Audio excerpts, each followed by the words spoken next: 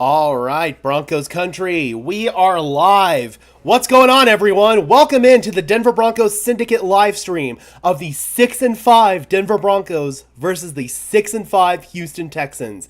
The Broncos are finally playing some meaningful December football, guys, and I couldn't be more excited for it. We've got a few people in the house here. We're just gonna give the stream a couple minutes to stabilize here, get a couple people on in here before the game officially gets underway here in approximately 10 minutes. And even though my camera is not focusing, which is just absolutely great, but we're going to roll with it because that's what we got to do. We got Five Nights at Freddy's in the house saying hello, everyone. We got Bobby Bottoms in the house saying, not going to lie, I'm kind of excited to see CJ Stroud play. Haven't watched one of their games. Hope he doesn't do well enough to win, though. CJ Stroud has been an absolute revelation this year at quarterback, and I'm going to do something weird here to try to get my camera to focus because it's not focusing, so we're just going to have to keep doing this for a second. Sorry, guys. There we go. Are we focused? Good. Awesome. But CJ Stroud, man, has looked like one of the best rookie quarterbacks I've seen on tape in a long, long time. Like, probably since Andrew Luck, if we're being completely honest. This dude is making full field complete reads as a rookie, which is extraordinarily, extraordinarily rare. On top of that, nothing you can do to CJ Stroud rattles him. You can blitz him and it won't rattle him. You can drop 8 guys in coverage and it won't rattle him. He has an answer for almost everything that you're going to do. That goes obviously to him credit-wise. Also, credit goes to Bobby Slowick, their offensive coordinator, who runs that same Kyle Shanahan wide zone kind of scheme. And he has really helped CJ Stroud advance in his development and has helped him with a lot of easy schemes, a lot of easy completions. But CJ Stroud has also made some incredible plays just on his own when he has to go off schedule. This dude has just been a complete all-around player for the Houston Texans, and I am really excited to watch him play for sure, but not excited to see what he potentially does to the Denver Broncos. If the Broncos win and the Colts lose, the Broncos take the 7th seed, I think Five Nights at Freddy's says. On top of that, if the Los Angeles Rams beat the Cleveland Browns today, the Broncos could actually be at the 6th seed. It would knock Cleveland down to the 7th seed. So if those games happen in that way, then the Broncos could be all the way up to the 6th seed in the NFL playoffs. But obviously it starts by taking care of our own business in this game.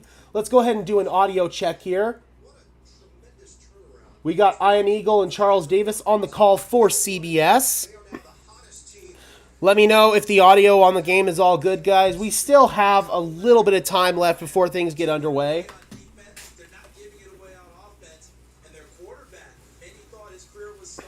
There's Russell Wilson. He's going to need to have a big day today. As we said in the pregame show, I think this is going to be a potential shootout. Russell Wilson is going to potentially have to put the game on his back because the Houston Texans are probably going to stack the box and they're going to play a lot of 8-man fronts. They're going to really try to eliminate the Broncos' run game because they know that Denver is going to want to run the football and establish the run game early. Houston is going to do their best to eliminate that, but by doing so, that's going to open up the passing game for Russell Wilson. Cortland Sutton's going to hopefully have a big day. Jerry Jeudy, especially if Cortland Sutton gets a lot of attention in double teams. This could be a game also where we've seen Marvin Mims make an impact because we've got Brandon Johnson back who really helped stretch the field for us. And I don't think it's a coincidence that we haven't seen a Marvin Mims deep ball ever since Brandon Johnson got hurt. Johnson is another big-time speed threat for us. And another guy that I would keep an eye on for a sneaky big play is Lucas Kroll, the tight end who was elevated off the practice squad. He has really elite speed. And since the Broncos know that this is possibly going to have to be a passing game and a big-time shootout, would not be surprised at all if there's a play designed in there for Lucas Kroll. Maybe a couple plays in there designed for Lucas Kroll. Yep. This is exactly what it's like, man. The Broncos, this is virtually the playoffs right now. We have a little bit of games to give. We have technically this game, but if we lose this game, our playoff odds drop all the way down into the 20s, which is obviously not great, but it doesn't completely kill us either. But we do have the Detroit game to give as well. If we win this game, though, that gives us basically a 2-game cushion to save our playoff spot. This is virtually the make or break game for the Denver Broncos playoff chances this year for all intents and purposes, and it's going to come against a really tough opponent who is also rising up the ranks in the NFL. They're probably doing a lot better than a lot of pundits and analysts anticipated them doing at the beginning of the year. I was actually a big believer in the Texans because I really believe in D'Amico Ryans, their head coach. He has really set the culture in that building. Hats off also goes to their GM, Nick Caserio, for being able to really put his own stamp on the organization after they finally eliminated Jack Easterby. And ever since then, man, this Texans team has really been on the rise, and they've done such a good job developing their young quarterback. Their defensive line is loaded, obviously, with the number 3 overall pick of the draft in Will Anderson. This is going to be a tough test for us, Broncos country, without a doubt. FNAF says, I'm really nervous for this game. I definitely agree. I definitely am nervous too, but this is arguably our biggest test of the year. If we win this game, that tells me that we could really hang with almost anybody, and I mean anybody in the playoffs, especially if Houston plays their best ball. Let's just be honest, KC and Buffalo didn't play their best ball when we played them. This could be our biggest test to date so far this season. Go ahead and mute this real quick. If Vance comes up with a plan to rattle this kid, Vance will sure get a head coaching gig next year. Let me tell you what, man. Thus far, C.J. Stroud has been almost impossible to rattle. Antelope did point out that in week 1, C.J. Stroud was rattled pretty good in the Baltimore Ravens game. So if the Broncos maybe were to take from some of that game plan from the Ravens game, maybe they could find a way to rattle C.J. Stroud. But outside of that game, it's been virtually impossible to rattle with him. The Broncos are probably going to have to go blow for blow for this Houston Texans, or with this Houston Texans offense. And the Houston Texans defense has been giving up some big games through the air. Trevor Lawrence last week, Baker Mayfield a couple weeks ago in the Buccaneers game. So this might be a very similar theme where we're just shooting out and going blow for blow with C.J. Stroud in this Texans offense. Antelope says Texans are going to be insane next season. I absolutely agree. I think that the Texans could be bona fide Super Bowl contenders next year with the direction that they're going with this coaching staff and with C.J. Stroud. The hope is that obviously they don't lose Bobby Slowick, their offensive coordinator, but I'm thinking that he might feel like there's unfinished business in Houston, and if they go on a potential deep playoff run, or dare I say a championship run next year with C.J. Stroud, Bobby Slowick will definitely be in line to get head coaching gigs in the NFL in 2025, that's for sure. Vance better be great in this game. Texans have some inactives. Yes, they do. They've got Dalton Schultz, their tight end, who's inactive for this one. That is going to be a big, big loss for them.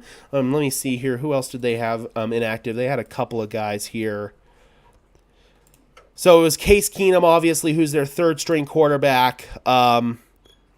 They had Xavier Hutchinson, one of their wide receivers, Mike Boone, our old friend at running back, Myjai Sanders, edge rusher, Nick Broker, the guard, and then obviously Dalton Schultz. That's probably their biggest loss of the day. So they're going to need some of their other tight ends, such as Brevin Jordan, who was just activated off injured reserve, if I'm not mistaken, as well as our old friend Eric Saubert. God, imagine an Eric Saubert revenge game. Those could be the guys at tight end that the Texans lean on. But we also talked about this in the pregame show as well, that the Houston Texans have two really strong running backs in Dameon Pierce and Devin Singletary, and the Texans may feel like the Broncos are anticipating them to throw the ball all over the yard with C.J. Stroud, and they could feel like the Broncos may play some too high coverages and coverages like that could get exploited basically in the run game. And I would not be surprised at all if the Texans kind of come out of left field here and start running the ball down the throat of the Denver Broncos with their two backs in Dameon Pierce and Devin Singletary. The hope here is that Sean Payton is prepared for that. And that is what, in my opinion, will separate Sean Payton from obviously the previous Broncos coaching regimes, is his ability to be prepared for any given situation that an opposing team may throw at them. So, here we go, guys. All right, let's rock and roll, baby. I'm so pumped for this one. Russ taking the field.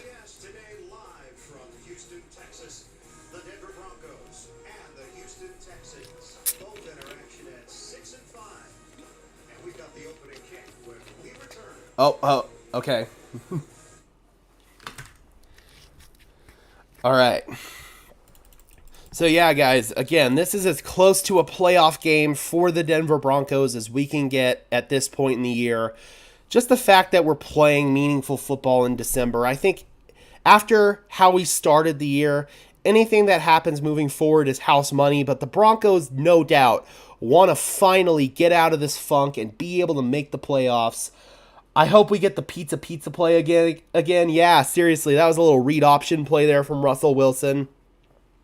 I want to say that the pizza call was just to flip the play from one side to the other, but I could be wrong there. But both times they ran that play, it was a read option play. So, yeah, man, I got to imagine we'll see Russell Wilson with some read options, some designed runs in this one, just kind of like we've been using Russell Wilson in the run game over the course of the season.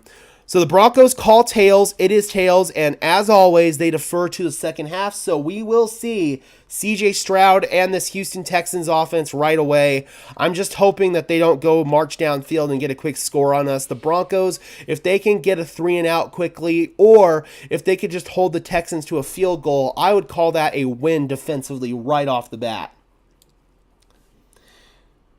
It was just a flip through the backfield. Gotcha, Antelope. Yeah, that makes sense.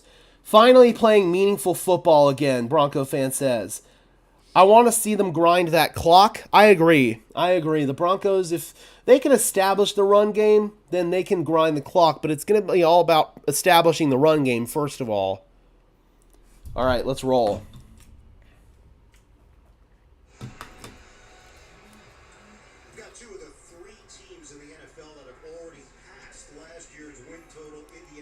Houston 3-13-1 last year, now at 6-5. Indianapolis 4-12-1, now at 6-5, and then Denver obviously at 5-12, now at 6-5. All of those teams have already surpassed their winning total from last year.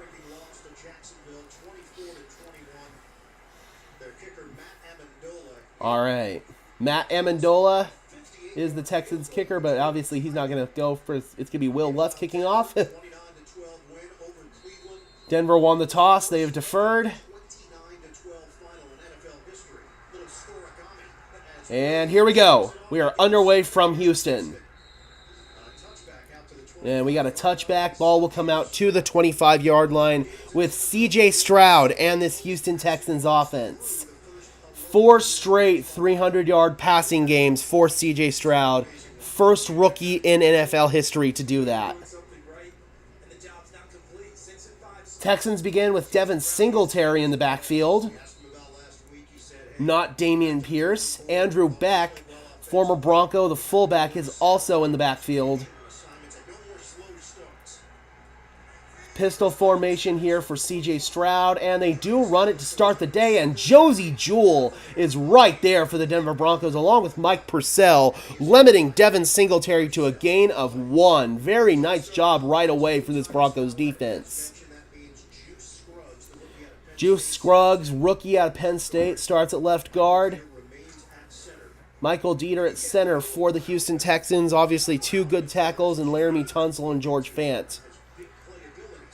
Oh, that sucks, Antelope. A little toss right here. And Singletary will get to the 30-yard line, gain of 4. Tackle made there by Alex Singleton. It's going to bring up a 3rd down here for Houston. 3rd and 5.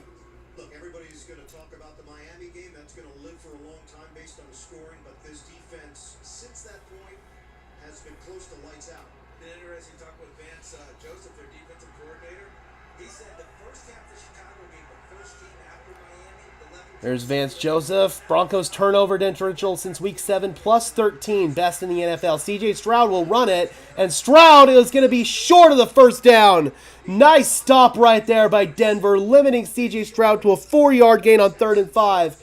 And right away, the Texans get a 3-and-out, just like we talked about, guys. If the Broncos were able to get a 3-and-out on their first defensive possession, I would call that a win. That is a big, big win for us. Now we got to go downfield and get 7 offensively. Alex Singleton has had a couple of really nice plays to start this game. Must have heard me giving some critiques about his play. Here's Cameron Johnston punted away to Marvin Mims. Johnston's punt. Backs up Mims. And fair catch at the 18-yard line. And that's where Russell Wilson and this Broncos offense will start.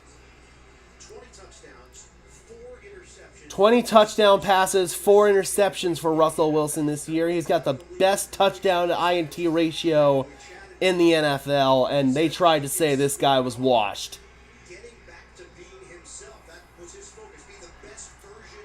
So the Broncos begin. 8-0 touchdown to interception ratio for Russ during the 5-game winning streak.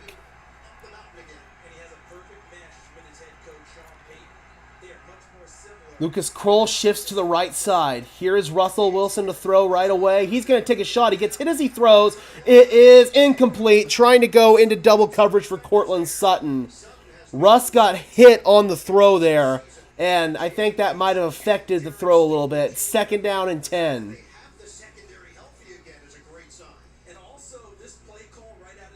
Yeah, very aggressive play calling right off the bat. Titans scored. Let's go. Yep, just showed that on the ticker. Yep, Russ right away gets lit up on that one. I believe that was Will Anderson introducing himself right away. Russ under center now. 2 tight ends for the Broncos, 1 on each side. Play action for Russell Wilson. He steps up in the pocket. He's going to uncork another deep ball, and he is incomplete. Courtland Sutton dropped it. He had a step on Charvarius Ward, and he dropped it. Oh, that's painful. Or Jimmy Ward, actually. He's with the Texans. But man, he had a step on him. Oh, that's a drop. A bad drop by Courtland Sutton. That is terrible. I like the aggressiveness right off the bat, taking 2 deep shots by Sean Payton. But, man, that's a rough drop right there from Courtland Sutton. 3rd down and 10. Lucas Kroll on a wing to the right. 3 receivers. Wilson looking. He's going to have to run it, and Wilson will stumble short of the 1st down. So both offenses with a quick 3-and-out to start this game. Denver will have to punt it away. Sheldon Rankins, the former New Orleans Saint, caught Russell Wilson from behind on that one. 3 yards short of the line to gain. Let's see if Sean dares call a fake punt here. That was so close, man. That was rough. That drop was a killer. They do punt it with Riley Dixon. It was nearly blocked. Oh, it did get deflected. Oh, that's not good. Yep, that ball got deflected. It was partially blocked, and they're going to get great field position starting off at the Denver 45. A bad special teams break right there for the Denver Broncos. That is not good. Will Anderson playing special teams. The number 3 overall pick right away, making his presence felt, hitting Russell Wilson on that first play, and then now getting that little tip on Riley Dixon there. We come back to that drop by Courtland Sutton, though, man. That was just a brutal, brutal play. Sean Payton comes out, dials up 2 deep shots. The first one goes into double coverage. Didn't really have too much of a chance. The second one, man, that one hit Courtland right on the hands. He wants that one back, no doubt. So defensively, we do what we need to do, force the 3-and-out, but as seems like per usual, our offense, unfortunately, is unable to get going right out of the gate, and we go 3-and-out. McGlinchey still sucks. Yep. Giving up that early pressure is not great. Sutton has to catch those. Not even mad they went for it like that. I'm not either, but again, man, that drop from Courtland Sutton is just absolutely painful. Those are the missed opportunities for the Denver Broncos that could ultimately end up costing us this game. We give the Houston Texans great, great field position. Oh, that is not good, man. Not good at all. Our special teams has played really, really well, but that was a rare, rare snafu by them. Not a great start at all for the Denver Broncos. The fact that they've got Will Anderson in there rushing the punter on special teams. Hats off to you, Houston Texans. Who's their Who's their special teams coordinator? It's Frank Ross. All right, hats off to you, Frank Ross. Not even trying to run the ball. I mean, I don't mind the early aggressiveness, trying to get a couple of deep shots in there. But again, man, you've got to take advantage of those opportunities, and Cortland Sutton has got to catch that ball. It's simple as that. 3 straight passes. I mean, I get the frustration there, but I personally like that sentiment. But this next drive here, we got to settle down and get the run game established. Probably going to give up at least 3 points here, realistically.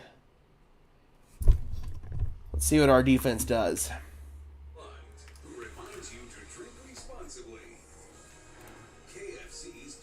Oh, no, Frosty. No, Kitty. No, no, no, no, no, no, no, no, no, Kitty. No, Kitty, no, Kitty. Damn it. Frosty. When's Dulcich coming back? There's been kind of some mixed words on that, honestly. It might be next week. It might be in a couple weeks. I'm not exactly sure. They want to make sure when he is back that he's not going to re-injure his hamstring again. So here's Stroud. For the 47, they go right away to Brevin Jordan. And Brevin Jordan gets loose. I think he stepped out of bounds, but that's still going to set up Houston with already in the red zone on their first play of their second possession. Finds a little void in the zone coverage, just sits down and makes Justin Simmons and Fabian Moreau miss on that one. Some poor tackling right there for Denver. And right away, Houston in the red zone. Eric Saubert on the field, the former Broncos, spent the last 2 seasons with us. From the 20-yard line, Stroud goes underneath, and that is Andrew Beck, yet another former Bronco, and he gets popped out of bounds, ran into the camera guy. Gains 5. PJ Locke on the tackle there.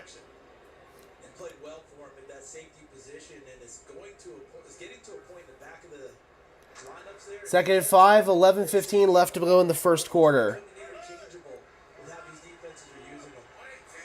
Stroud's under center. And they go to Singletary. And Singletary is stuffed.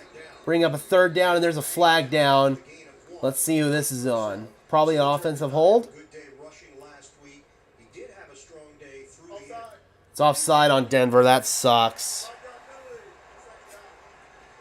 Sean Smith, our referee. Baron Browning was offside.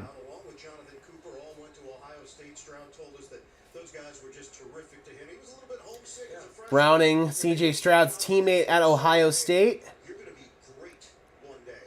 That now brings up a 2nd down and 1 for Houston following the 5-yard penalty.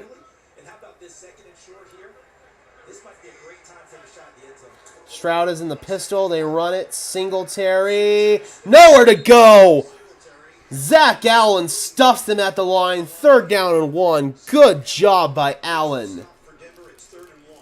Thus far, I'd say the Broncos are winning up front.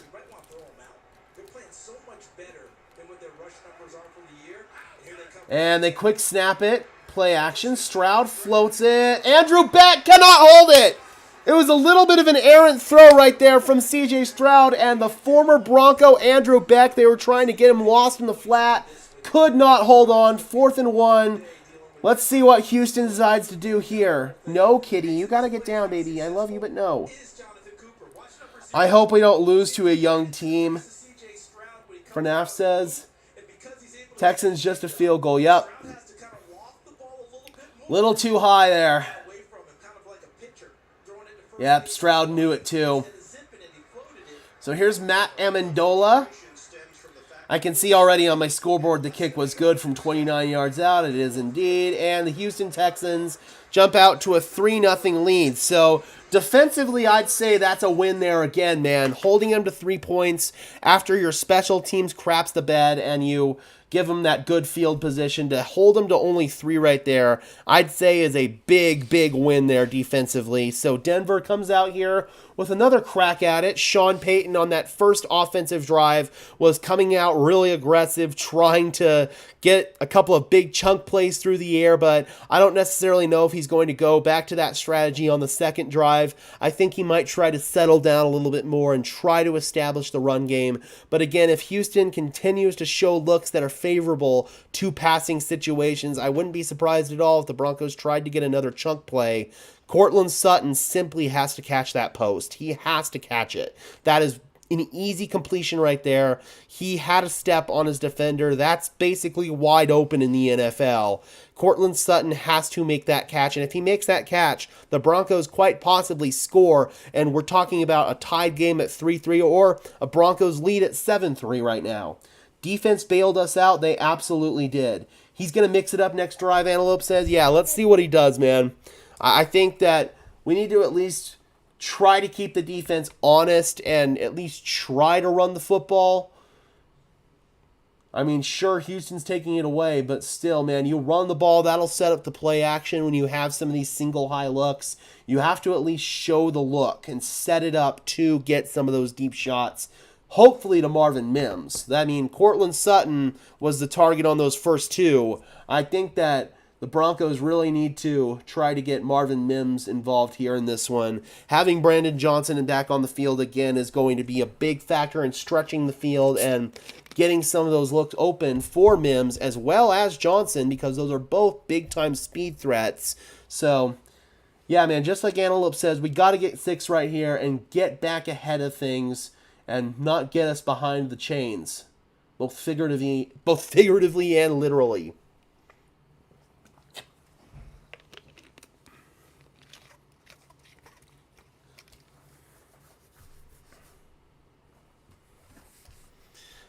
Again, though, I mean, Houston, right away, Will Anderson was making an impact for them defensively. Got some pressure on Russ on the first throw, and then on the punt, obviously, had the deflection. All right, we are back in Houston. It was a 5-play, 36-yard drive there from Houston that ended in a 29-yard Matt Amendola field goal.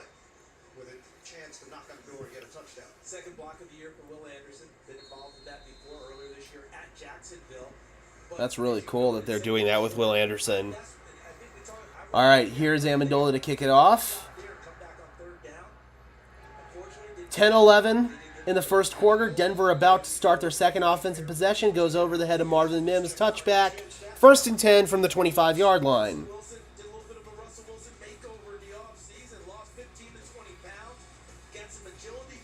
That's vintage Russ right there, man. That is awesome.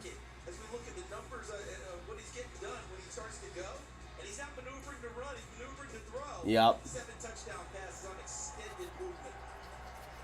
All right.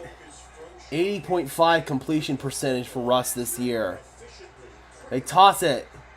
And Javonte Williams will get up the gut for a gain of about 4 yards right there. So Denver tries to settle things down, get the run game going here. I believe that was Kurt Hinish there on the tackle for Houston.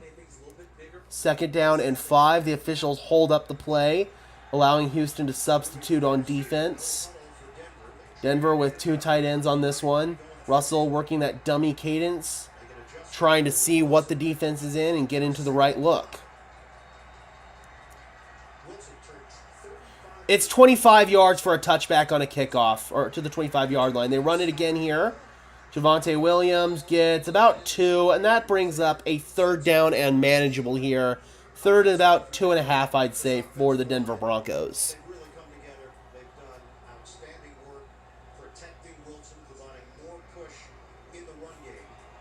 3rd down and 3.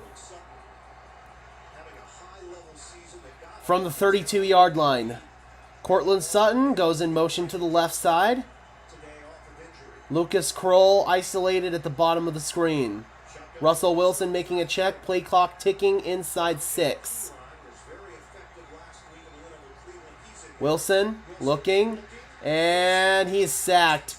He could have probably dumped that to Samaje Perine realistically. I think that sack's on Russ. I want to see that play again. Samaje Perine looked like he was open there in the flat.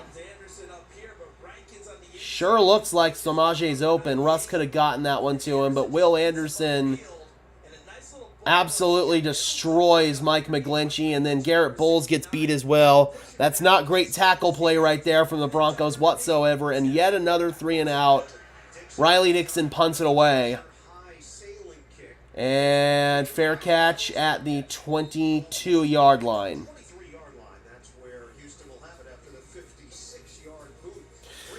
So there was actually 2 offensive drives for the Texans. The first one was a 3 and out. And then the second one, they had good field position because they had a blocked punt or a partially blocked punt. So they started at the Denver 45. And they had a couple of chunk plays, and they had a dump out in the flat to Andrew Beck, and he couldn't haul it in. It was too high of a throw. So they had to settle for 3 on that one, Ray. We're not going to win games by 3 and outs. I totally agree. Bobby says, hell of a punt at least. Yeah, Riley Dixon redeems himself on that one for sure.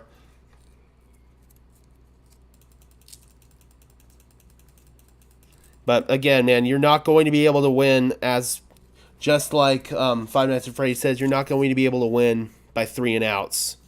And on 3rd down and 2, I'm not necessarily sure I like that play call, honestly. I'd rather just run the ball.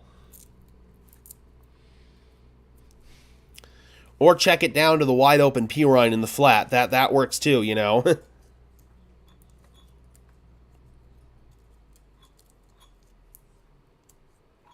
Yeah, you bet, Ray. Absolutely.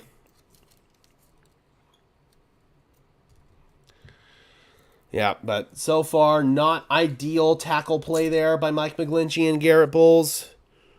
McGlinchey's actually had a strong last couple of weeks, but not a great start whatsoever to this game. But, again, I thought he could have dumped it off to Perine right there and could have potentially been able to move the chains.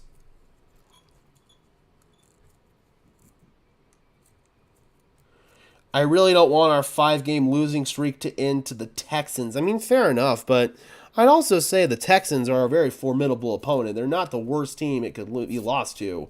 I honestly would have been more embarrassed if it had happened to the Cleveland Browns with P.J. Walker and DTR at quarterback. But thankfully that didn't happen.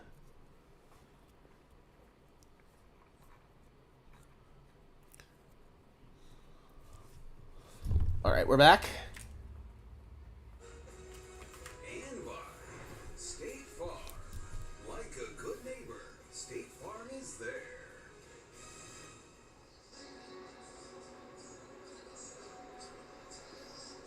Texans have the lead 3-0 over Denver. Both teams at 6-5.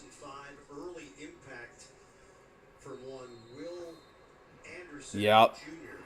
Pressure on Number 3 overall pick in the draft.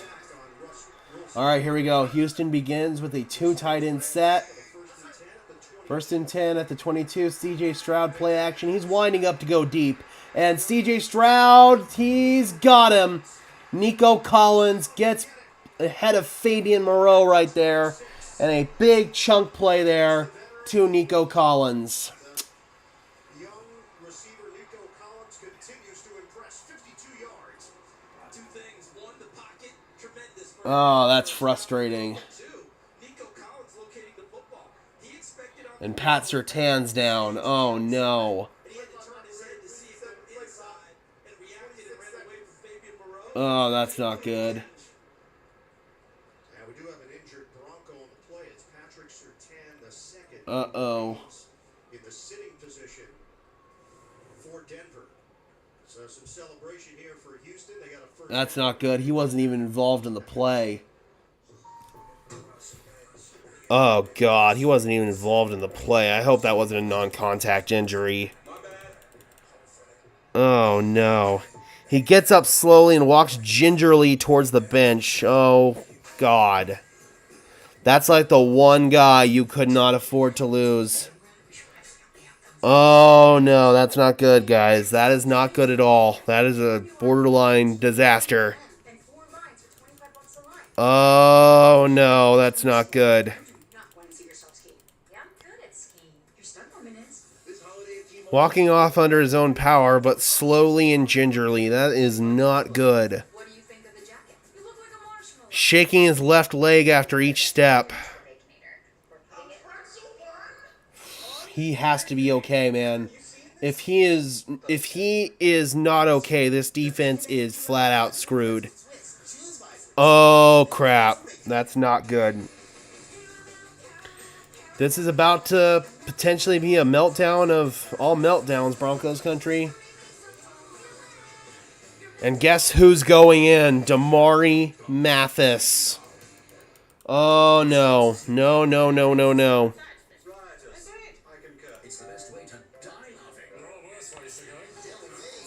He's in the blue medical tent right now. Oh, and you know right away CJ Stroud's going to pick on Damari Mathis. Right away. Right away. I would not be surprised at all if they go deep on Damari Mathis right now. Oh, fuck. Please, please not Surtain, man. Oh, God. All right, let's see what happened. Here's what happened to the Pro Bowler Surtain. Gets the legs tangled up and really gets off balance there. Yeah, he kind of got off balance. I think it's his knee. I think he tweaked his knee. Ah. Check in with Evan. Yeah, guys, they were testing the stability of that left knee. Obviously, the entire left leg, an area of concern right now. Surtain was able to walk off the field under his own power. Oh, no. He's currently in the blue medical tent. They were testing the stability of his knee. That's not good. Oh, I hope he's okay, man. That would be a devastating, disastrous, horrifying loss. They run it. Dameon Pierce, gain of 1. Good D right there. 2nd down and 8. Make it a gain of 2. I think DJ Jones was in there. Oh, man, that is so deflating. That play did not look great for Pat Surtain. He hyperextended his knee pretty good on that one. Oh, no.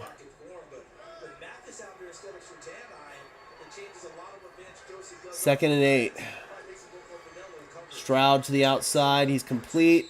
Working on Damari Mathis, and that is Nico Collins bringing up a 3rd down. For Houston, but they are knocking on the door here as we check back in with Evan. Guys, it's officially a left knee injury for Surtain. He's listed as questionable. Does not have his helmet. Currently making his way behind the Broncos bench here. Most likely heading to the locker room for further evaluation. Oh, man. 3rd and 2. They run it, and that's close to the 1st down. Looks like a little bit short, actually. 4th down. Dare Ogunbowale, their big-bodied running back, took that one. And they're going to say 4th down. Wouldn't be surprised at all if Houston goes for this. They're keeping their offense on the field.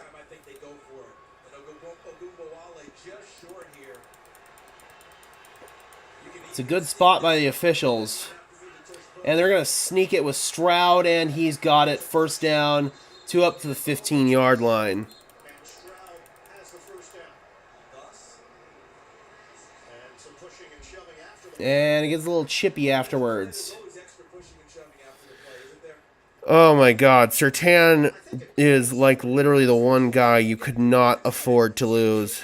and the guards kind of come together with the center, and then Ogunbowale comes in with a little extra emphasis from the backside. Back-to-back plays of Ogunbowale helping him out, getting him close on the 3rd down run, and helping his quarterback get across the line to gain. And that's Ogunbowale, the running back, not the kicker. Toss. Pitch it to Pierce. Pierce.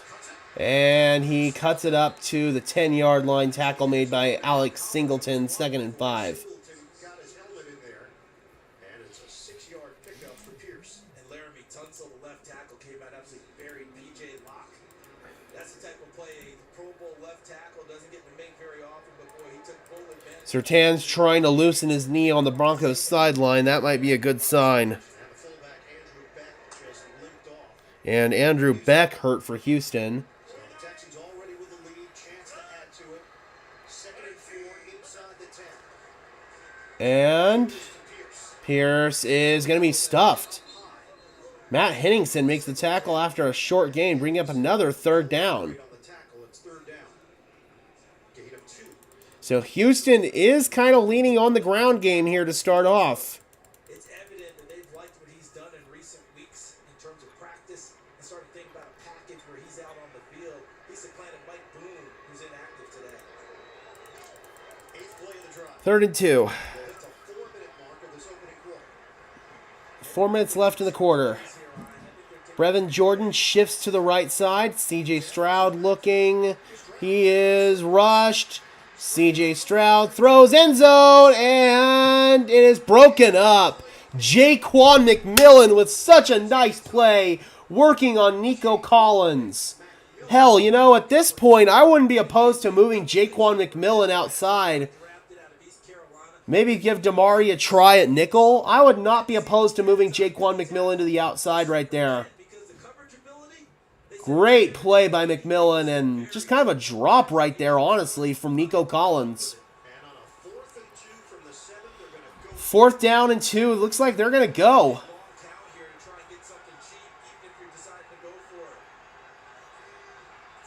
They do go, and there's a flag. They're going to blow that one dead. And there's another flag. Oh, no! Alex Singleton's going to get a flag. Oh, come on, bro! They just threw a second flag. They blew the play dead. Alex Singleton, he's probably going to get a flag here. Oh, my God. What did he do? He blitzed. They blew it dead, and then he kind of pushes him. No! Come on! Stroud got in his face! No! Dude! If that flag should be on anybody, it should be on fucking Stroud! Stroud got in his face! That's bull! No! If that should be a foul on anybody, that should be on freaking Stroud.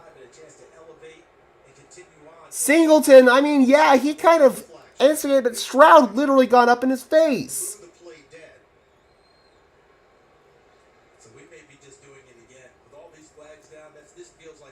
It should be offsetting. Yeah, there it is. Okay.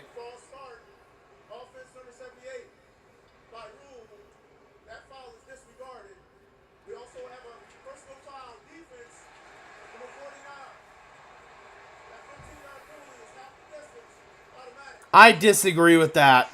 I really disagree with that. I strongly disagree with that.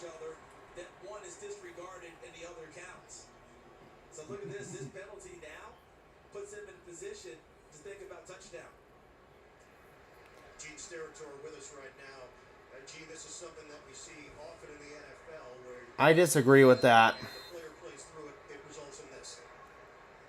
Yes, and we call this a 5-15.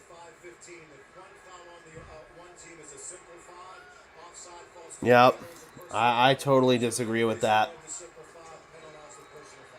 And goal line fade is incomplete. A little bit overthrown there from Stroud. Damari Matheson coverage. Nico Collins. But Stroud could not locate him. It's incomplete. Had what he wanted. Well, I thought there was going to be a 15-yard on Houston, too. I thought they'd flag Stroud. I thought it was going to be Singleton and Stroud. I thought that would offset. I know a 5 and a 15 can't offset, but I thought they were going to also get Stroud on that one, but they didn't. Because normally they get the second act. That realistically should have been a flag on Stroud.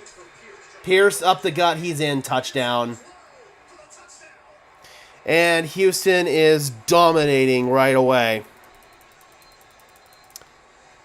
And there's a man down. It's Tank Dell. Uh-oh. I hope he's okay. That would be a devastating loss for the Texans. He was involved on that running play. That's not good. I hope he's okay, man. I mean, look, that wasn't the smartest thing at all by Alex Singleton to do, but at the same time, man, I don't know, man. Oh, shit.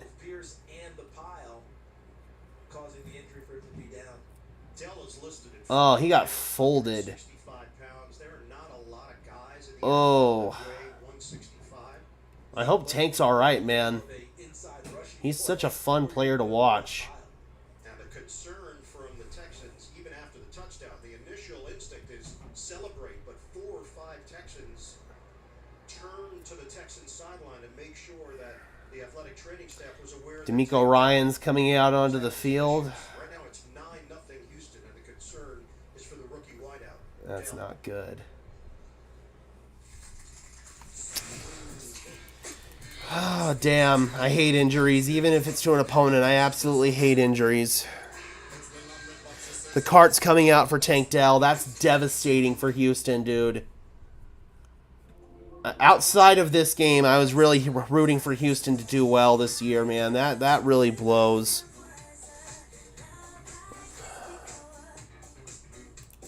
So, like, but going back to that CJ Stroud stuff, he headbutted him. He literally headbutted him. I'm sorry. That should have been a foul on C.J. Stroud, too. If you're going to call a foul on Singleton, you damn well better call a foul on Stroud, too. But he's a quarterback. That's never going to happen. Oh, man. That did not look like a good injury at all for Tank Dell, man. That is heartbreaking. Such a good player. Can't put any weight on his left leg. And he is taking off on the golf cart. That blows. So after this, we'll have an extra point, and it'll be a 10-0 lead for Houston.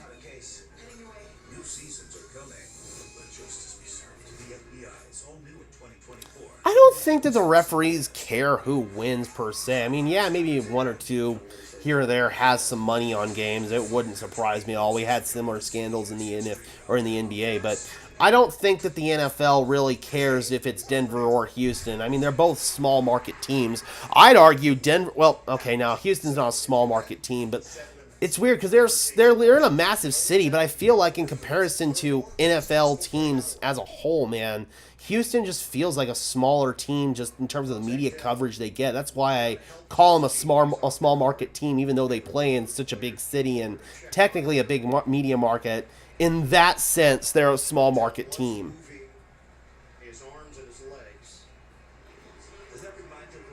That blows. Tank Dell being taken off on the cart. What happens if the Broncos go back to playing in how they were in the first 6 weeks? I mean, obviously injuries to Pat Surtain aren't going to help, but you're running into a really tough opponent. Offensively, we're about to have our 3rd possession here. If we can get 7 points, we'll be back on track. Especially with Houston no longer having their true big play threat in Tank Dell. That's going to divert more attention, obviously, to Nico Collins. We'll have to see what happens with Pat Surtain. See if he's good to go back out. He was trying to stretch out his knee and get loose. So hopefully PS2's okay.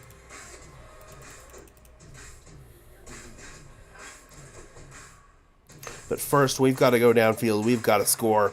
Can't have another 3 and out. That second drive, it looked like on 3rd down, Russell Wilson had an outlet to get to in Samaje Perine in the flat, and he didn't get there. Surtain is still being chatted with. He looks like he's suiting up his cleats, and he's got his helmet with him, so that's probably a good sign when our defense goes back out that PS2 is going to go.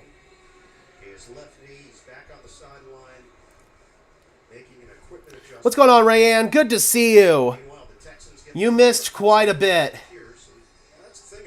Houston's up 10-0. Pat Surtain got hurt. Tank Dell just got hurt for Houston. Offensively, we haven't really been able to get anything going. 2 3 and outs. We're about to get the ball back. But the fact that Pat Surtain's on the sideline with his helmet is definitely a great sign. So that's good news, at least for Denver. And with Tank Dell, oh man, we gotta look. Oh no, he got his entire leg rolled up on. That does not look like good injury for him at all. Oh man, that's devastating. Simmons hitting him up top. All right, Russell Wilson is under center from the 25-yard line, first down and 10. Adam Troutman goes in motion. Wilson fires into the flat, and that is complete to little Jordan Humphrey, and good job right there fighting for those extra yards, and Humphrey's got a gain of 12, first down, Denver. Much better start to this drive offensively. They get the play action going. First first down of the day for the Broncos. 5 first downs so far for Houston. Yeah, man, that did not look good at all for Tank. It sucks. Setting up now at the 36. Russell Wilson gives it to Marvin Mims. And what do you know? A Marvin Mims end around that actually results in positive yardage. It gains 7. Very good. I know Broncos fans are definitely torn on those end arounds to Marvin Mims right there, but that one actually did indeed work out in our favor. But it happened so quickly, I think it surprised him that the ball was in Mims' pocket. And then he was just 2nd and 2. And Jaleel checks in now. Daniel, looks like PS2 is coming back in. Looks like we're going to be good there. 2nd and 2. They pitch it to Jaleel, and he is blown up in the backfield. Nice play right there by Desmond King, who's back in Houston. There's Matt Burke with the beard, the Texans defensive coordinator. And Jaleel McLaughlin, man, as much as I like him, at this point, anytime he's on the field, the defense knows who's getting the ball. First of all, little Jordan Humphrey kind of whiffs on his block right there. I mean, that's a bad block right there by Humphrey. It was Alex Singleton. It was Alex Singleton who committed that foul, but I feel like, again, it was kind of BS. I feel like C.J. Stroud should have gotten a flag, too. Russell Wilson caught from behind, and the ball's out. Ball comes free at the end, but they're going to say he was down. It's a 1-yard pickup here, and once again, Denver will punt. They are in fake punt territory, though. I would keep an eye on that. Riley Dixon has thrown before in his career. Russell Wilson can't get out and just doesn't quite have that same speed and burst that he once had in his career. So Wilson tried to extend the ball as he was going down. The ball made contact with the ground. 4th and 2, and they are going to punt it. Not a good start at all, man. All these 3 and outs are killing us. Well, that was a 4 and out, but still. PS2 is back in, which is definitely a good sign. Thus far, defense is comparatively holding up well.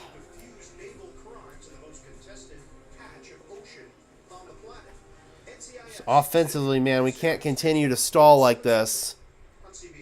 Downstairs to Evan Washburn. Guys, obviously a lot of concern for Tank Dell. He's listed with a left ankle injury. Ankle injury for Tank Dell. On the cart, no pressure on that left leg. Good news for the Broncos. Pat Surtain back in there. He was dealing with that left knee. He did put a sleeve on it, but in the game as we speak. All right, PS2 ready to rock and roll here, and with Tank Dell not being on the field here for the Texans, that really does help us out. But not if Houston continues to lean on the run game here with Devin Singletary. He does just that there for a gain of 4. We had a chance to talk to Surtain this week. Asked him about the fact he's been with Broncos 3 years. He's had 3 different head coaches. And he said, I just try to stay cool, calm, collected. I learned from Sean Payton does not look pleased on the sideline. 2nd down and 6. the personality, the charisma, the leadership, and the winning, the success.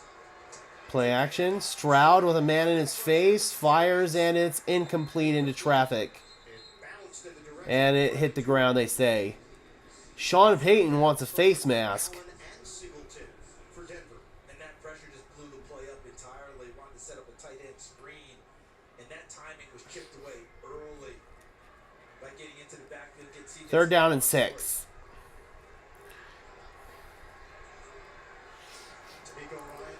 Nobody has converted a 3rd down so far in this game. Bad taste in your mouth after the loss to Jacksonville. They're focused. I told them the playoffs start now. That's the mentality. CJ Stroud. 3rd and 6. Dances in the pocket, fires it deep, blown coverage, gets behind PS2. It's Nico Collins, and Collins is down inside the 30-yard line. And Denver is starting to crumble. And how about what we're going to see? Watch the left side, left guard tackle, Scruggs 70. Great protection, first of all, by the Houston Texans. And then CJ And it just looks like a miscommunication in coverage, man. in there. Young quarterbacks oftentimes when It looked like a miscommunication between PJ Locke and Pat Surtain. That's the end of the first quarter. Houston is in business. They've got a chance to take a 3-score lead on the Broncos. Not great.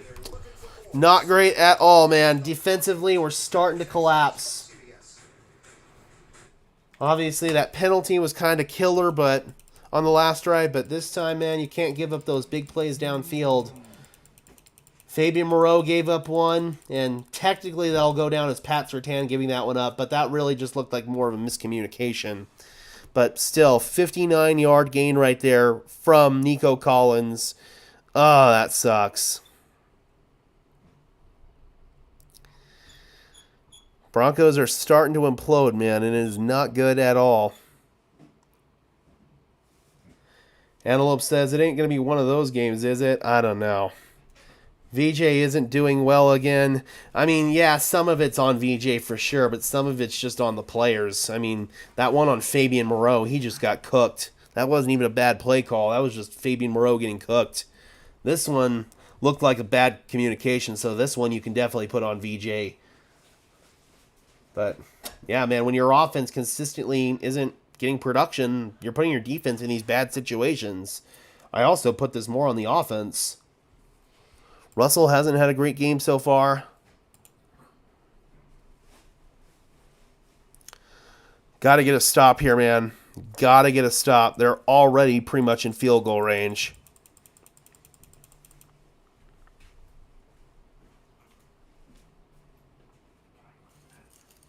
I mean, this team is really starting to spiral. They can't get into this funk again, man. They cannot allow themselves to get back into that 70-20 funk. They've got to find a way to rally here. They've got to find a way to overcome this. Now would be a good time for one of those turnovers, man. Really would. Take that momentum back. Go force it back.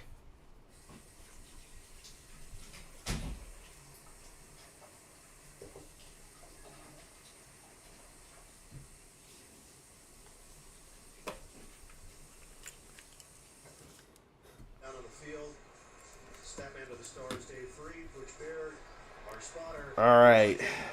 Start of the second quarter from Houston. Broncos are down 10-0, and Houston is driving. They're already well in field goal range. talked about it at the top. This young quarterback does not want to throw anything short if possible. He wants to throw downfield to hurt the defense, and he's doing that quite well thus far. 10-0 lead. Miscommunication, Mike. The miscommunication. I just say that needs to be better coached to not have a miscommunication like that. That's the only thing I'd say. That's the only one I'd say that's on Vance Joseph. But so far, it's more so just guys getting cooked. The only one I can really think of that was bad on Vance was that miscommunication. It's on Vance to make sure his guys are on the same page there. So that's the only one I'd say is really on Vance. There's a foul here. They were talking to Denver, so it's on Houston. Offense number 70. For that. 3-yard penalty. First down. Juice Scruggs, the guilty party on that one. Watch Scruggs number 70 getting out, and watch DJ Jones. See him catch it right there, that left hand right into the small of his back. By the way, Mundungus, how you doing, bro? Good to see you.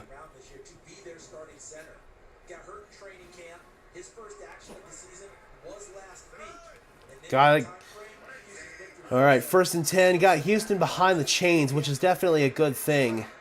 Stroud goes underneath here. Devin Singletary, and a good tackle right there.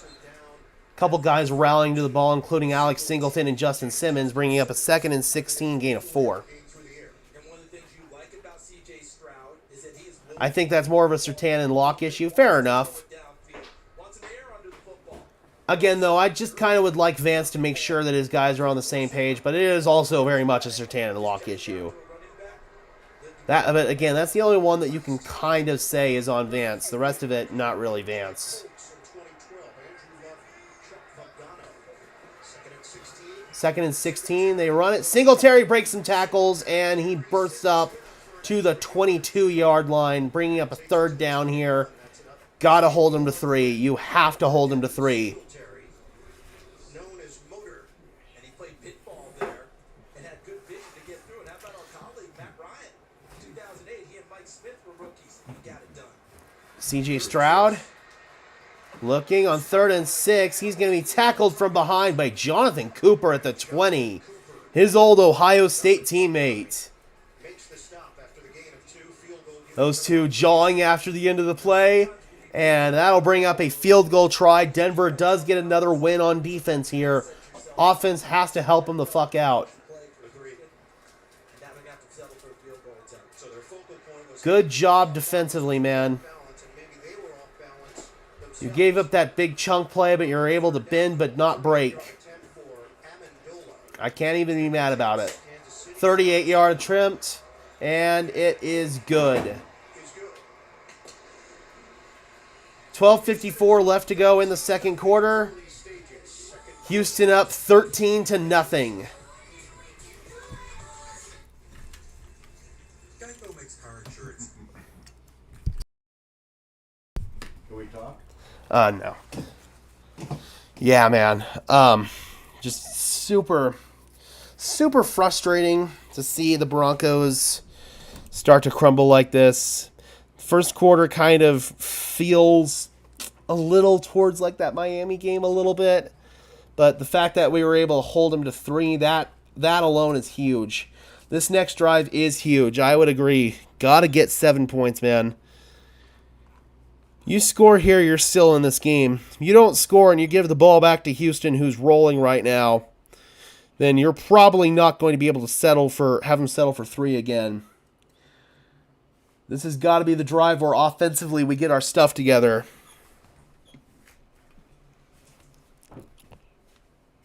23 total yards of offense for the Broncos in that first quarter as compared to 178 for the Houston Texans. That is absolutely inexcusably bad. Yep, it is on the offense at the end of the day.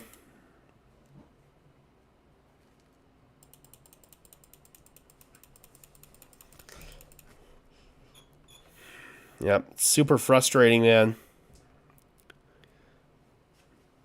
You got to stop shooting yourself in the foot on offense. And that's what Denver has done. Got to get Russell Wilson settled down. Got to get the run game going. No, Broncos fan, they tried to get a couple of deep balls on the first 2 plays. They didn't work. First one was kind of into double coverage, not really a great decision. Second one was a drop by Cortland Sutton, a really killer drop by Cortland Sutton. He was open, had a step on his guy. But now you got to get settled down, man. You got to get the run game going. You got to play keep away football from this Houston offense. Broncos fan, he's no ordinary rookie. He is no ordinary rookie. Nico Collins has 3 catches for 117 yards. He's the second Texan all-time with 2 50-plus yard receptions in the same game. The other, DeAndre Hopkins. Some screens would help, yeah. All right, here's Matt Amendola to kick off. He's come up with significant names. C.J. Stroud's done this. That's second to Patrick Mahomes. DeAndre Hopkins, that's big. And Marvin Mims looking for a big return. Marvin Mims across the 20. Won't quite make it to the 25. Maybe just got there.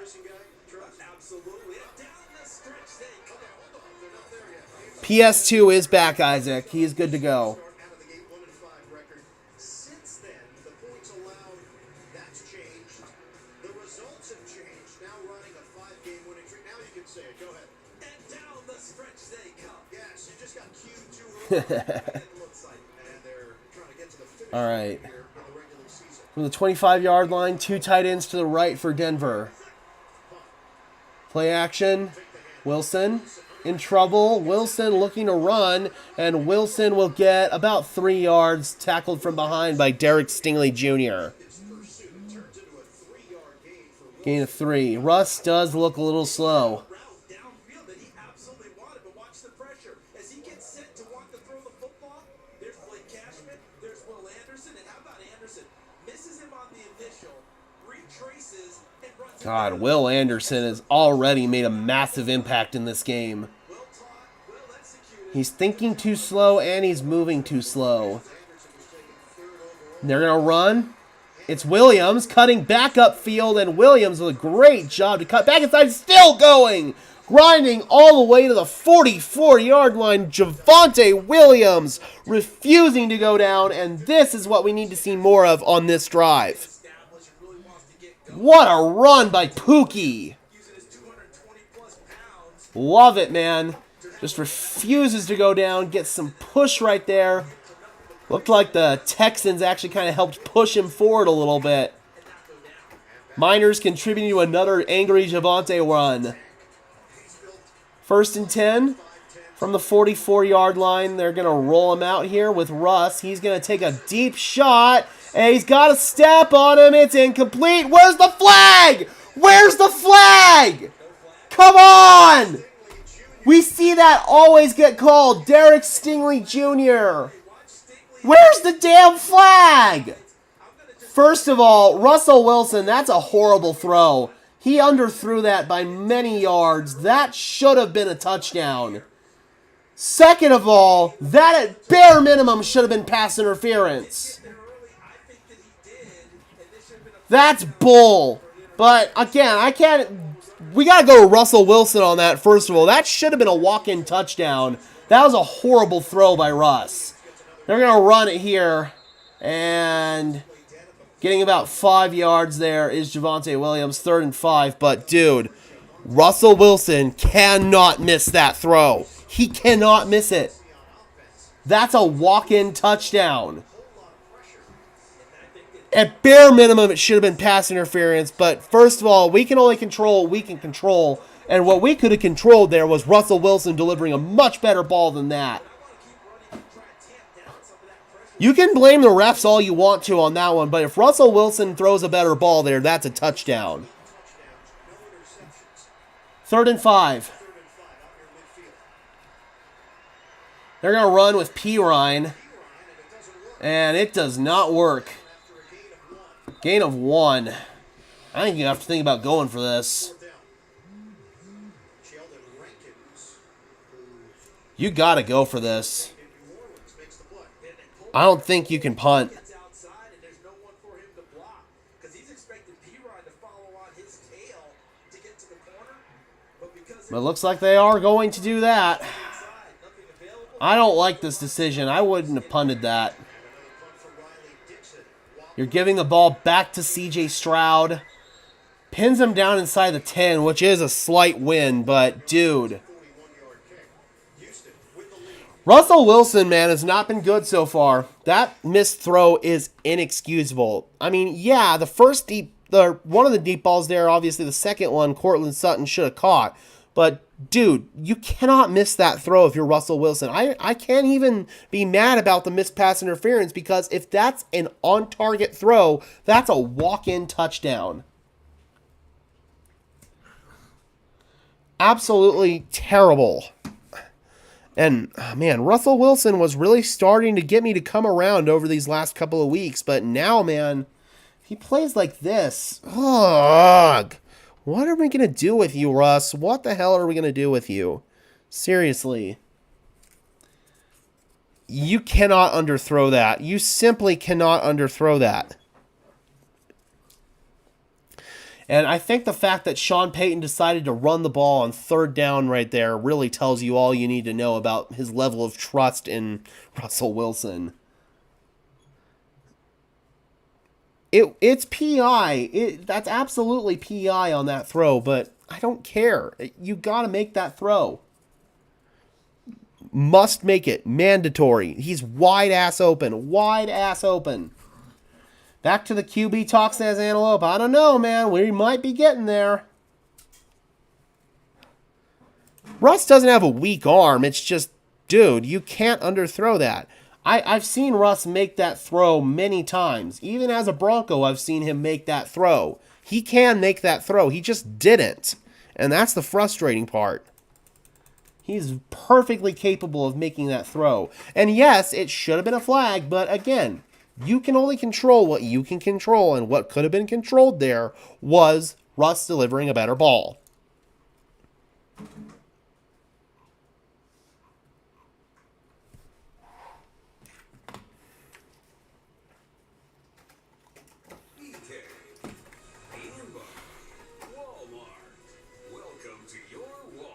There's downtown Houston, Texas.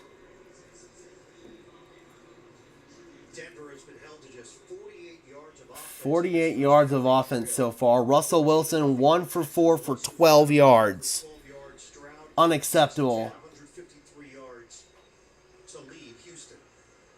Broncos are riding a 5-game winning streak. And now all that momentum is going towards Houston. I mean, this is borderline Miami. Or is it first half of Chicago? We'll see. First and 10. All right, nice defense right there. Dameon Pierce runs right into a wall named John Harris. Good job right there. Some Jonathan and Jonathan crime right there with Cooper and Harris. Working the inside because he just stands up.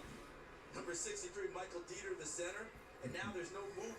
Second down and 11. It's like to say no displacement along the offensive line, and without that, that allows everyone else to swarm and finish off the play. Vance Joseph, formerly the head coach of the Broncos, 2017-2018, back in this. Play action. Stroud fires, and he's got a man wide open. That is Brevin Jordan, the tight end. Jordan working inside the 25-yard line. And another big play right there for this Houston Texans offense. They are just absolutely killing us. Brevin Jordan, just looking for that opportunity to be the primary guy. And the person that he ran over, number 31, watch Jordan make this move across field. And when he runs over Justin Simmons, you know you're getting something. Yep, just crosses face right there of Jonathan Cooper, who was dropping back in coverage on that play. Very excited for this opportunity, and it shows. So new set of downs to work with here for the Texans. First and 10. Play action. Stroud. And he loses the ball. Ball comes out. There's a flag in the backfield. It's recovered by his right tackle, George Fant. Flag in the backfield.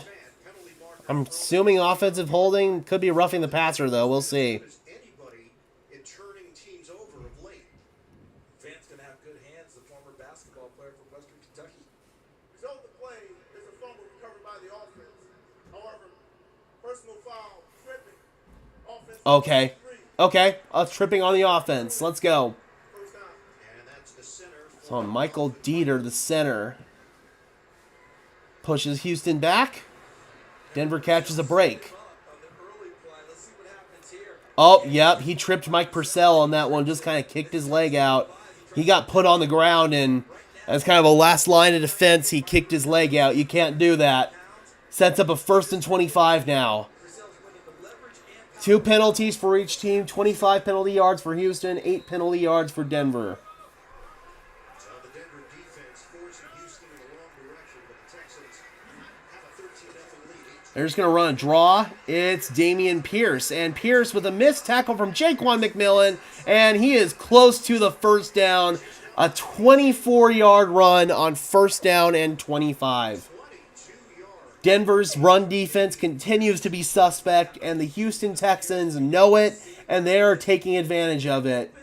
Now watch, he wants to see it. First of all, let's see. Does Alex Singleton get washed out? He does. And then Jaquan McMillan misses a tackle. And they're going to run it there, and that time, no dice.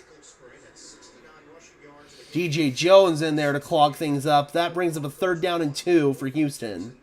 DJ Jones and Zach Allen combined to bring him down. It's 3rd and 2. You mentioned earlier about There's Bobby Slowick, Houston defensive or offensive coordinator. Working with Danny Barrett, running backs coach. Singletary had been the hot hand the games previous, but today Third down and 2 from the 40.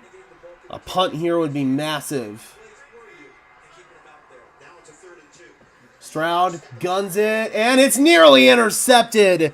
Bounced off the hands of P.J. Locke, who should have picked it.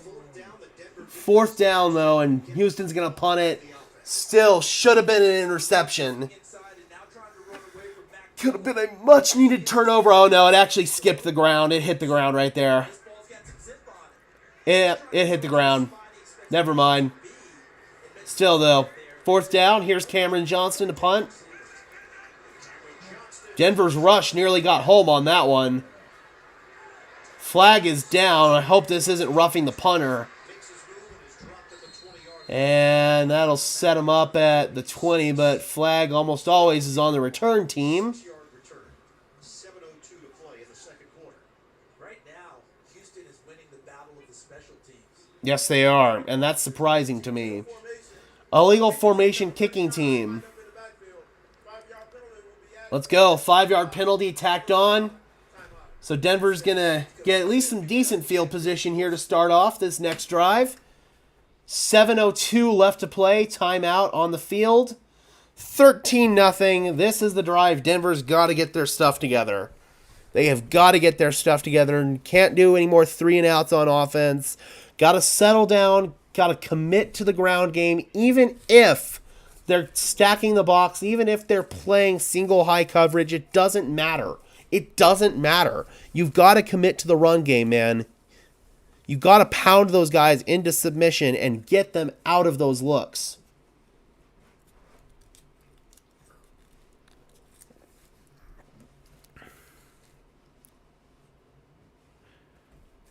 Man, though, I still go back to those missed opportunities on offense. Obviously, the first one's the drop by Cortland Sutton, and then that missed throw there by Russell Wilson. Yes, it was PI. Absolutely was PI, but doesn't matter, man. Russell makes that throw. It's a touchdown. Can't have those missed opportunities on offense and expect to win the game. Defense has had some bad plays, don't get me wrong, but in comparison, they've actually really kept us in this game. The fact that it's 13-0 right now is kind of a mini miracle for the Broncos. It could be 20, 24-0 easily. Got to get the run game going. Got to get Russell Wilson settled down. Got to get him settled down, man. He's 1 for 4 through the air right now. You're not going to win with your quarterback playing like that. Again, the fact that it's 13-0 really is kind of a mini miracle right now, considering how bad Denver's played. And so you've got to settle down, man. Settle down.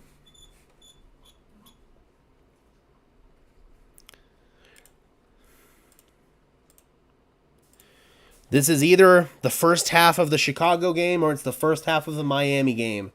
It's all going to be about how Denver responds and if they're able to recover.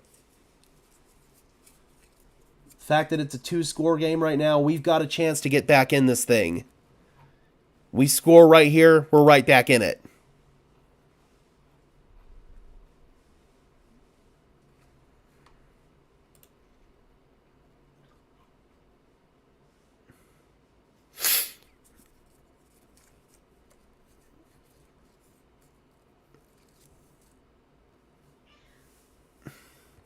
All right, here we go.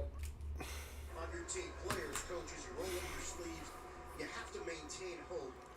And he used Detroit last year as an example. So are they going to make him re-kick it? Looks like Sean's making him re-punt.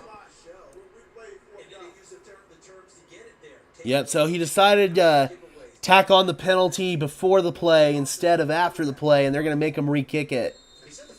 I actually kind of like this decision. You got the chance of a big return here. It's a gamble, but let's see if it pays off. They get it in the hands of Mims. Mims with a flag down, circling, nowhere to go. Oh, don't do that, Marvin. You cannot circle back the other direction. When you're dead, dude. That was a horrible decision from Marvin Mims, and Sean Payton's gamble ends up biting Denver in the ass. 2 flags back where Houston kicked it.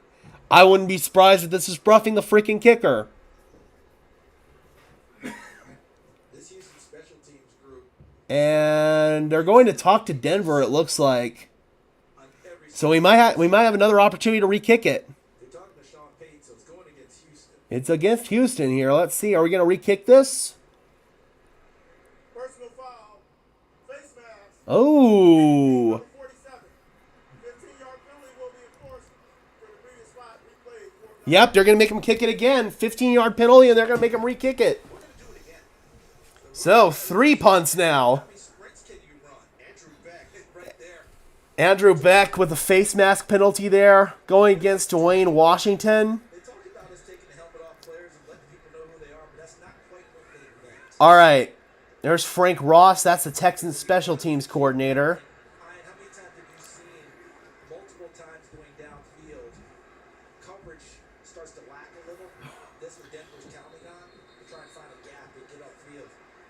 So when you have to punt it now 3 times, the special teams coach, Frank Ross, is going to get the most. And your guys are gassed. They've already had to run down the field twice. Here they go. They're going to have to run down the field again.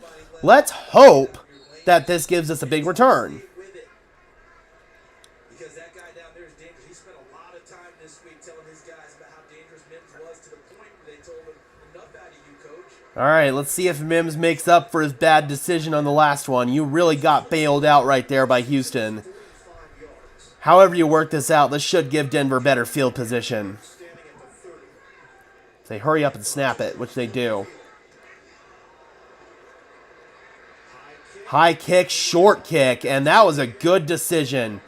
Denver gets bailed out big time. It takes a Houston roll, but still, man, Denver could have had that ball all the way back inside the 10, and we're getting that ball at the 27. Denver, is as bad as they've played, they've actually caught in a couple of breaks in this one. That was a big break. Oh, yep, and the cheat is gone. What else is new? 60-yard TD. Yep. They're over there talking to Mims right now. Probably coaching him up on that last point. But again, Texans just bailed you out on that one big time. We'll check with JJ. First and 10 at the 28. They're going to run it, and oh, no dice. I thought it was going to be a tackle in the backfield. Good job by Javonte there, getting a couple yards out of it. Desmond King making the tackle there for Houston. Back. They wanted some extra veteran leadership on the back end because they were struggling to nickel position. And I agree, Joaquin. They don't look hungry. They do look very lethargic. with the Los Angeles Chargers, let's bring that type of 2nd and 8. back to Houston, his second stint here this year. 50 yards of offense for the Broncos. 6 minutes to play, first half. Motion man Jerry Jeudy. He is Play action. Wilson setting up a screen. Finally, it's a screen called. Javonte Williams, first down and more, all the way up close to the 45. Tackle made by Blake Cashman there for the Texans.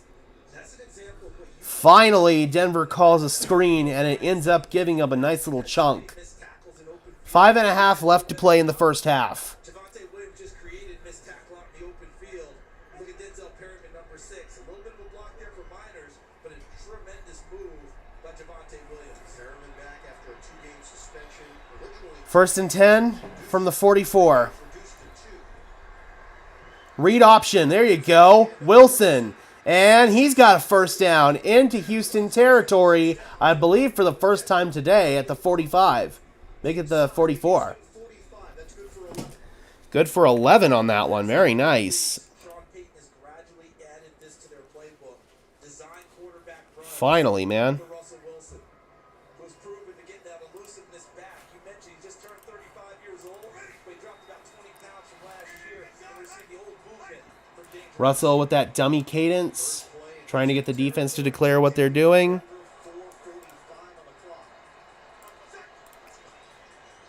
Wilson hands it off. Williams, they get the ground game going on this drive, and Marvin Mims is going to the locker room.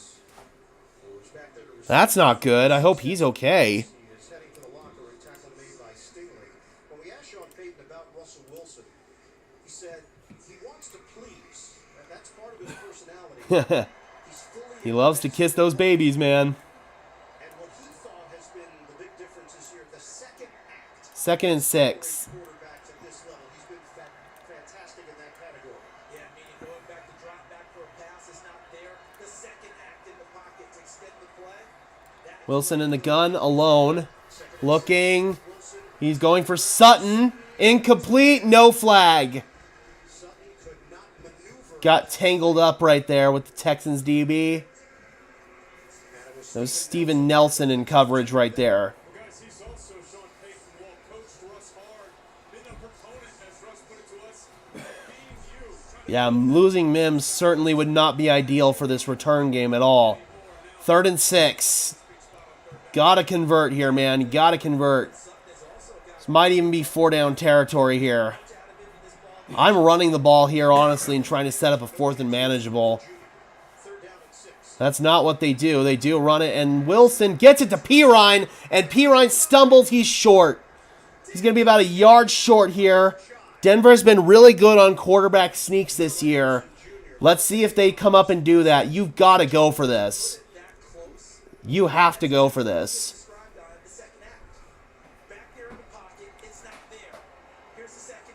3 points. It's points, but it doesn't really do you a whole lot of good. You got to go.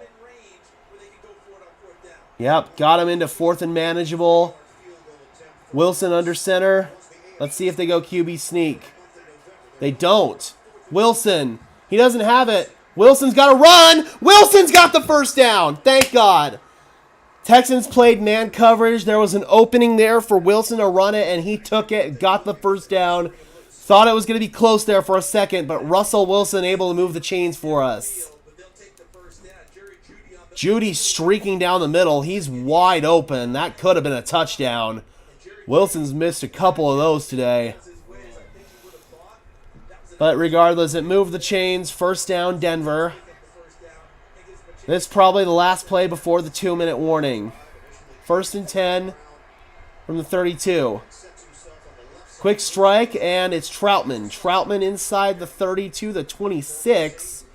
And this will probably take us down to the 2-minute warning. 2nd down. That's something that Sean Payton did. He filled this roster with a few Saints, the coaching staff, former Saints, the familiarity. Familiarity and to carry his message. They can speak Sean Payton to the rest of the locker room. 2nd and 4. Everyone else understands what he's doing. Russ is under center now. Working that dummy cadence once again. Try to get the defense to see what they're doing. Get them in the right play. And that takes us to the 2-minute warning. 2nd down and 4 on the other side. Denver going on a pretty nice drive here. Let's see if we can end it with some points. Hopefully 7. And if we do that, then we will probably be in much better shape here. And we'll be right back in this game.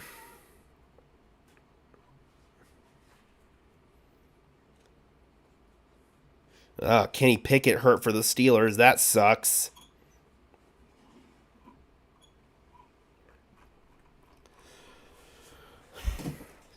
All right, guys.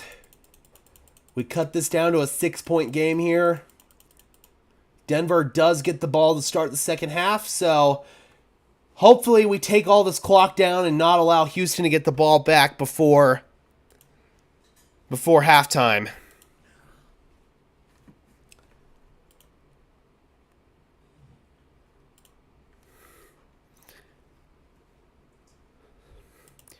Haven't heard what the injury is yet for Marvin Mims.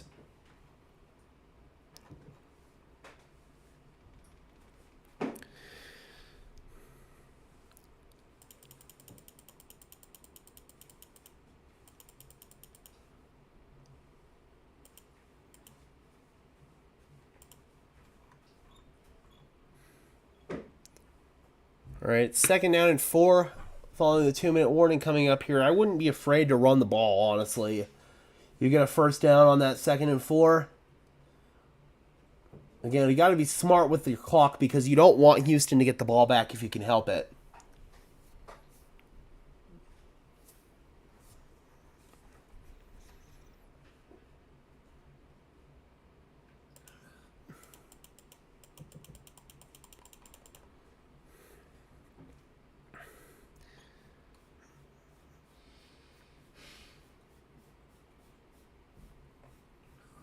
Yeah, we've definitely had some missed opportunities today on offense, and it's really shot us in the foot. The Broncos are working so hard just for a first down. I really hope they can turn it around soon. Well, here we go. Pepsi, the official soft drink of the NFL. And Bud, All right, 2 minutes left to go in the first half. engineered for more.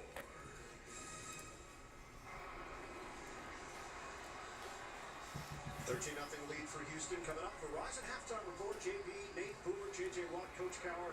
Latest NFL scores and highlights all coming up. I hope Peyton lays into him. Stop playing scared and act like you want it. I agree. Jaleel McLaughlin in the backfield. Russell Wilson is under center.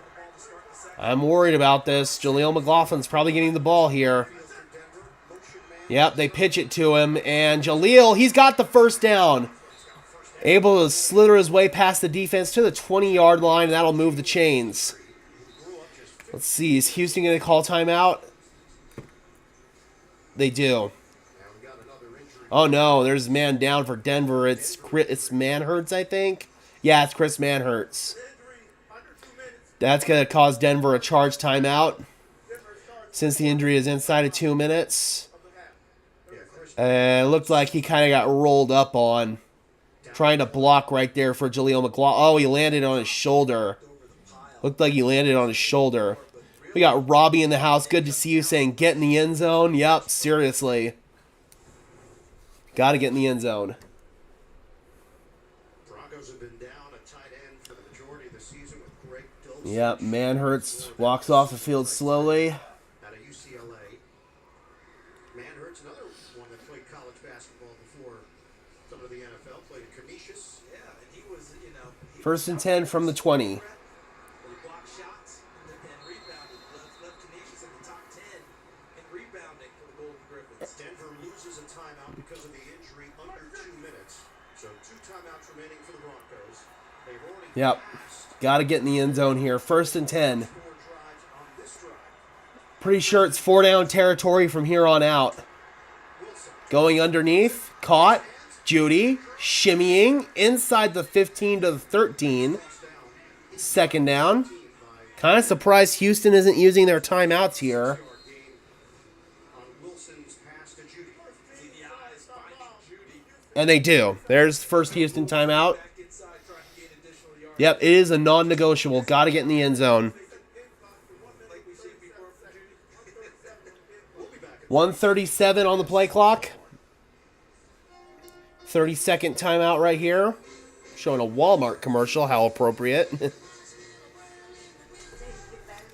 All right, guys. Be sure to keep it right here for second half action of Broncos-Texans.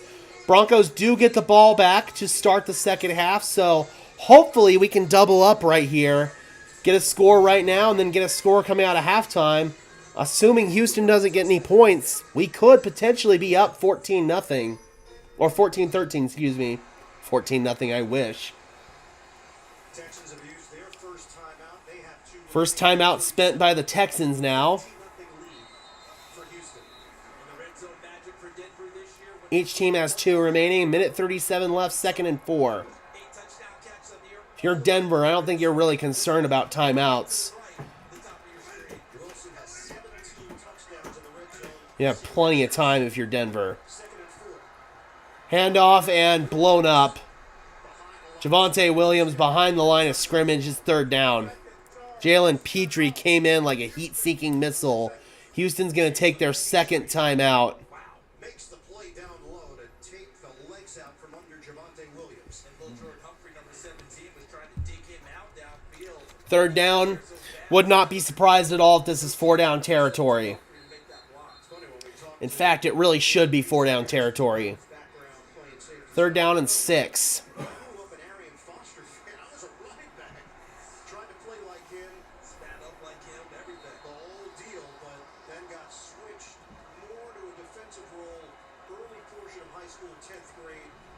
Suffered an injury 11th grade, and that was it. No more running back after that. I'd say they made the right decision. His father was a college wide receiver. There must be some great Wilson in the gun. 3 receivers and a bunch to the right. Now they shift. The drive for Denver, still looking for points in this first half. Wilson canning the play. Key line is in there. Shot Pirine in the backfield. Wilson Looking. Pressure coming, and he is not sacked. He's got to throw it away. And that'll at least preserve a field goal try for Denver. Not great right there. Russ broke out of the pocket right away. Yeah, they bring a little stunt up front, and Russ just kind of retreats to the right, and he used it away, but at the end of the day, it's Will Anderson again making an impact. At the end of the day, though, man, you kind of like Russ to hang in there and see what he has downfield, as opposed to just breaking the pocket immediately. 34-yard try, Will Lutz is good. Broncos are on the board. And Houston gets the ball back, minute 24, and a timeout left. Not exactly how you wanted to manage that if you're Denver.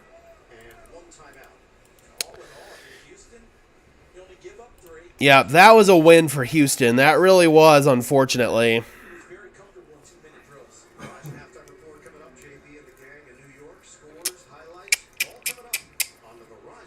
Wouldn't say game over yet. If they score here, it might be.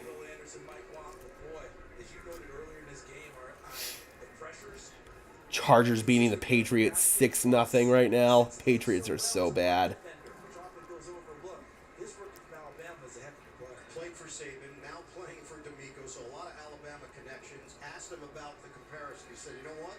They have very similar approaches to the game. Their messaging. Yeah, now would be a good time for a turnover. I totally agree. Tennessee is beating Indianapolis, though. That is a good thing. That is indeed a good thing for the Broncos, but we got to take care of our own business. Touchback over the head of Desmond King. Minute 24 and one timeout left for Houston to play with. D'Amico Ryans firing up his guys on the sideline. They lead 13-3 and take over with their own 25-yard line. C.J. Stroud is 7 of 12, 177 yards. 3.9 yards per play so far for Denver. 8.6 yards per play for Houston.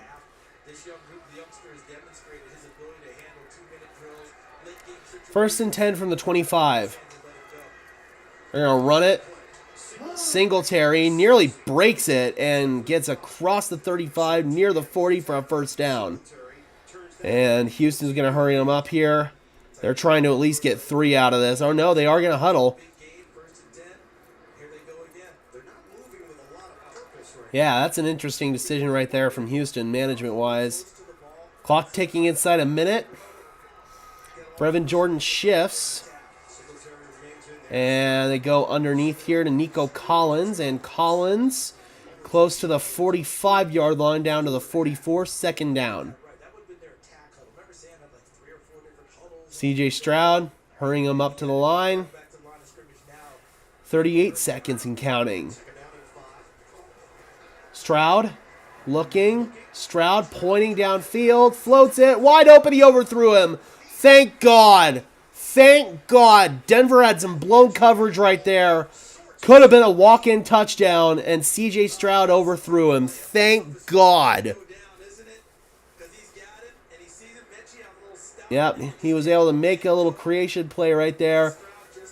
John Mechie got behind Jaquan McMillan, and he just dropped the ball. Slightly overthrown as well by C.J. Stroud. Third down and 5. Pressure. Stroud flushed. Stroud looking. Stroud, and it's incomplete. Third down and 5 becomes fourth down. And Denver with a huge win right there. Houston going to punt it away. Denver does have a couple timeouts to work with. They might be able to get a couple of chunk plays here and get this into field goal range. You get it into field goal range, they get the ball to start the second half, and they can get a touchdown. This could be a tied game. Good job right there defensively. Here's Johnston to boot.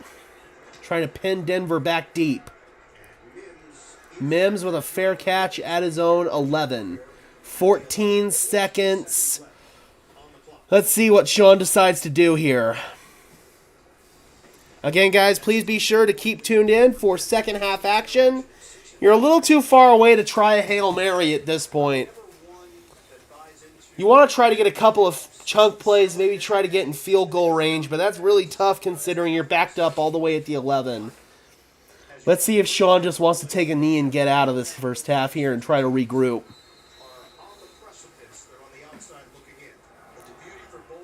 And it looks like that's what they're going to do. All right, guys, be sure to keep it right here for second half action on Denver Broncos Syndicate. Broncos are down 13-3, but they do get the ball back here to start the second half. Let's see if they're able to make some adjustments in the locker room and get their stuff together.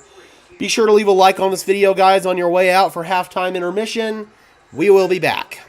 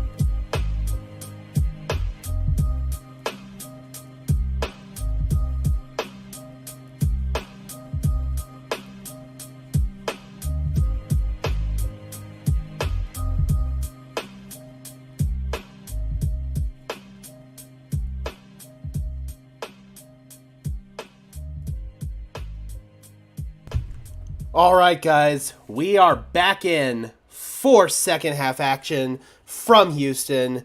Denver Broncos currently trail the Houston Texans 13-3 in a matchup where the Broncos offense has really struggled to get anything going.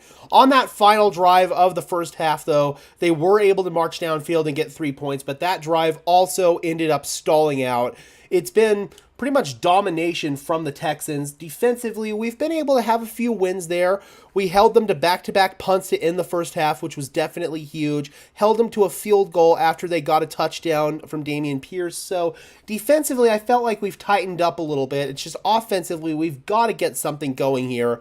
The Broncos do get the ball to start the second half, which is nice. Hopefully, we can go on a nice long sustained drive here, get the run game going, get Russell Wilson more comfortable. I don't think today has been the greatest performance from Russell Wilson. He has put the ball in harm's way a couple of times and has really kind of put the Broncos in bad situations.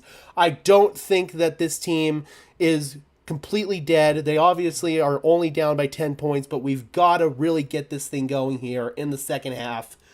We're going to find out, was this first half akin to the Miami first half, or was it more akin to the Chicago first half? We're going to find out. Broncos 0 for 6 on third down conversions offensively in the first half. Absolutely disgusting. Granted, we've only had 2 penalties, which is nice. You just got to get a more sustained run game going, and you got to get Russell Wilson comfortable. Here's Matt Amendola to kick it off. Marvin Mims is back deep.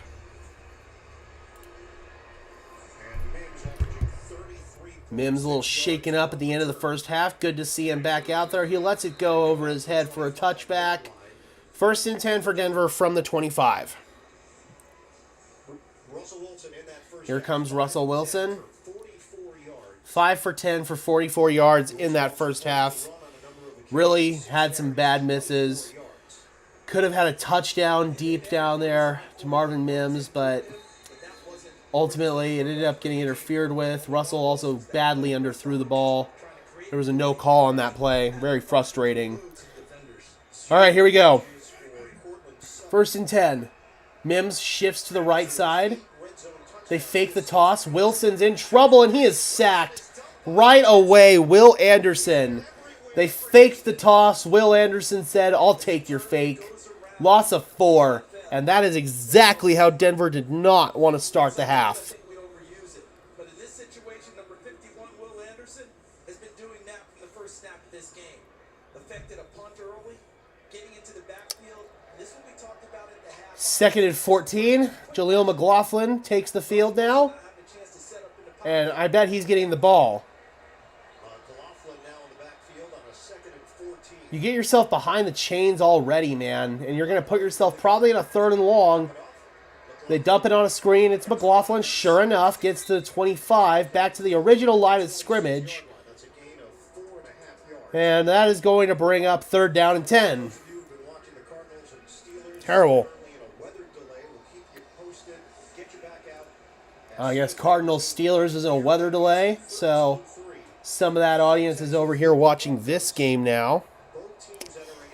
3rd and 9. Two of the bigger surprises in the NFL this year, considering Houston's so much youth. Denver cannot afford a negative play.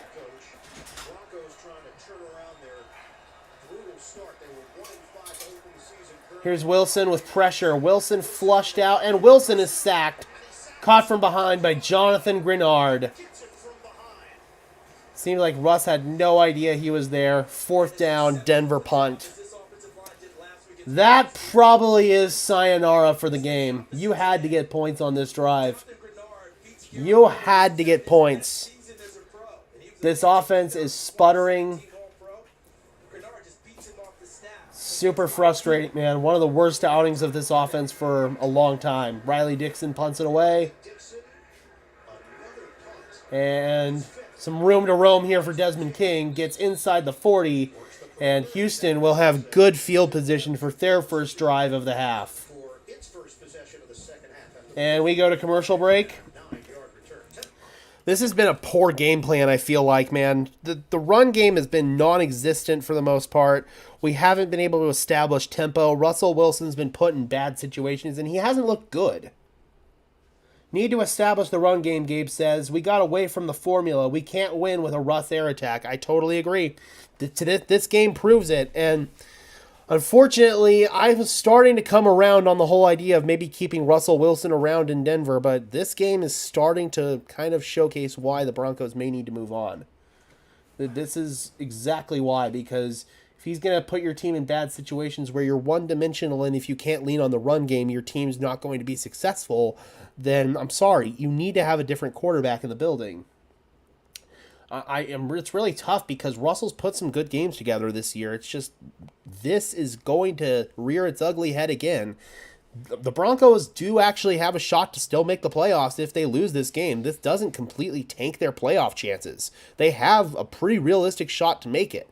It's just, at the end of the day, man, this will rear its ugly head again, and I don't think the Broncos are going to be true Super Bowl contenders with Russell Wilson at quarterback because of this. Trade Russ this offseason, I don't know if his contract's tradable. I really don't. I don't know what team's going to go out there and give up draft capital for Russ. The Broncos just might have to cut their losses and release him. Julius, I'm an analyst. I'm not a fan. I'm a realist. I'm an analyst. I am not a fan. I will give you how it needs to be given, the take. I'm not going to sugarcoat anything. I'm not going to try to say something and pretend that there's a situation that it's not. Just like Gabe says, we can't win with Russ unless the D is lights out and we take the air out of the ball. Yeah, it's true, and it's sad. It's sad, but that's where we are right now. We got Takari Williams in the house saying, hello from California. Great to see you. Hope you are doing well. Houston about to take over for their first possession of the second half. They have good field position. We can't run if the O-line can't dominate. Well, honestly, I don't think the O-line's been that bad in the run game. It's just, quite frankly, I don't know. Typical Denver fan flip-flop. Again, I'm not a fan.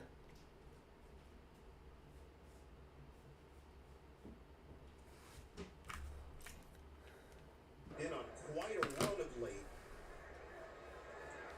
Their fortunes have 1st and 10. thanks in large part to what their defense has done over the I'm just saying, man, if your quarterback's playing like that, you're not going to sustainably win football games. That was a delayed handoff, and that seemed like a funky Okay, well, that's a fair take then, Julius. He's brought down by Zach Allen. Send it down to Evan. Well, I spoke to both coaches at halftime, and this is the exact start that D'Amico Ryans was looking for. If you think I'm a bad analyst, then you can see your way out. Bye. The pressure they're generating on Russell Wilson that has to continue to stay locked in as he put it. As for Sean Payton, offensively, nice to finally get. I'm not a hater. I'm a realist. I want this team to win. I want this team to win long term. I like Russ. I'm just torn on what to do, man. So there's nothing there. So Denver's defense is getting better.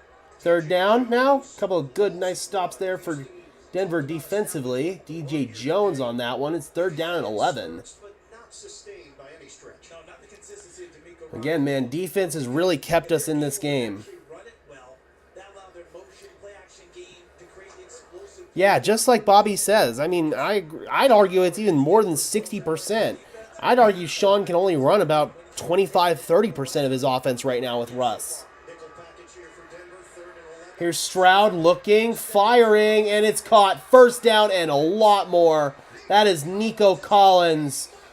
Collins having a massive day, gets behind the defense. PJ Locke finally makes the tackle. And defense is starting to crumble. It's what happens when you get consistently put in these bad situations by your offense, but CJ Stroud picking them apart, man. The play creation has been awesome from him. Never came down to the rush. It stayed with his receivers running their routes, allowing him to find Collins downfield for the catch. It's not just the offensive line. Some of that pressure is self-induced by Russ. Some of it's him breaking clean pockets too early. I mean, the offensive line has had its issues, but it's also been one of the better offensive lines in the NFL. The fact of the matter is, just right now, offensive line play across the NFL just isn't that great. Especially if you're like the Broncos, you don't prioritize depth in the draft in the offensive line. 5-yard penalty, first down. So back it up after the illegal. Well, again, the Texans are also a really strong team, FNAF, and they're very well coached. And right now, the Broncos are kind of reverting back to their old ways a little bit. Offensively, we're being outcoached by Bobby Slowick. Or we're being outcoached by D'Amico Ryans, I should say. D'Amico Ryans, their defensive coordinator. Sorry, I cannot speak. First and 15. Back it up to the 27, running play for Pierce. Gets hit around the ankles. And Damian Pierce gains 5. A gain of 4. And look out, get right back to the line of scrimmage, Giant. Feels like Bobby Slowick wants to attack here, their offensive coordinator. They've kicked a lot of field goals in this game. He wants to see the end zone again. Stroud looking, and he's sacked. Caught from behind right there, Jonathan Harris. And another 3rd and long here. Along that front for Denver. We could hold Houston to a potential field goal. Receivers starting to move on the second part. Watch back here. We had no pass rush this entire game, and that's a problem when you don't prioritize depth in the trenches in the draft. You can't rely on cheap free agent signings or overpaying in free agency in the case of Zach Allen. I'm mostly talking on the interior there. I mean, edge rush, I feel like we've tried at least to build. It's just some of our younger guys are being a little inconsistent right now. Baron Browning, I feel like, has been non-existent today. Jonathan Cooper, Nick Benito. We need those guys to make an impact. Meanwhile, it's 4th down here, and C.J. Stroud is a little gimpy. He is limping. The backup is Davis Mills. Case Keenum is their emergency 3rd-string quarterback. And then he was able, obviously, to start to play this ball game. He might have taken another hit in that area. The play he got sacked. 4th down and 8. Here's Matt Amendola to try from 38 yards out. They just said, all right, get some good position. Their normal kicker, Kaimi Fairbairn, on injured reserve, and Amendola's kick is just through that left upright. 38 yards away to extend the Houston lead. 16-3, Texans in front.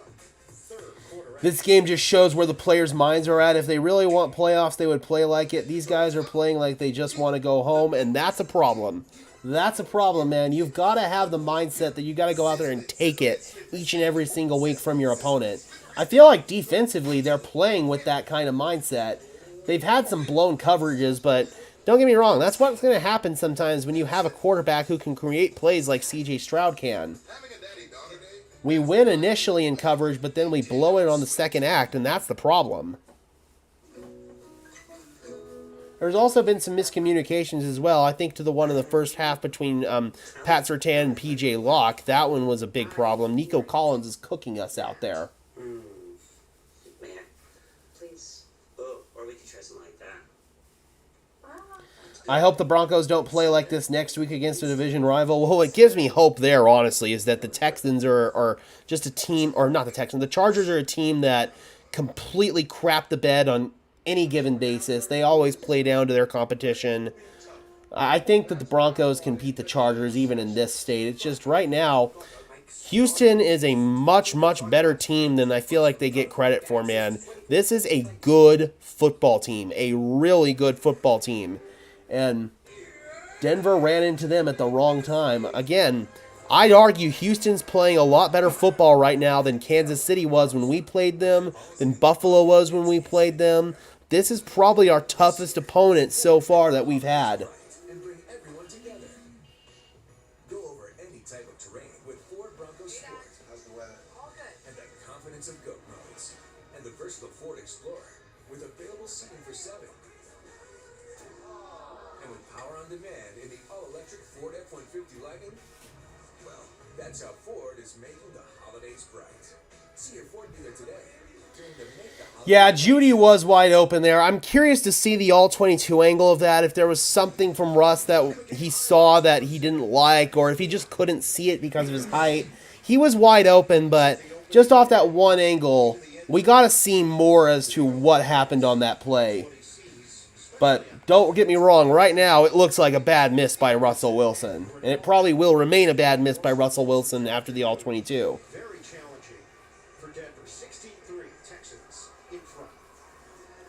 And then obviously Marvin Mims on the one that should have been the PI. I don't care that it should have been PI. It also should have been a walk-in touchdown that Russell Wilson underthrew by multiple yards. I love you, Russ, but you can't do that. You just can't. This kick is going to be short and returnable for Mims from the 7. Mims got tackled. 35 points on 16 forced turnovers. I think that tells you all you need to know about this offense. I love that stat, Gabe. Thank you for bringing that in. My Cause, My Cleats. To hear players' stories, bid on their custom cleats for charity, learn more about how they're making a difference in their communities. I like Russ's cleats. The Why Not You Foundation. Dedicated to education, children's health, fighting poverty, and Yep, it's true, Bobby. Russ can't really see over his offensive lineman. That's the disadvantage of being a shorter quarterback.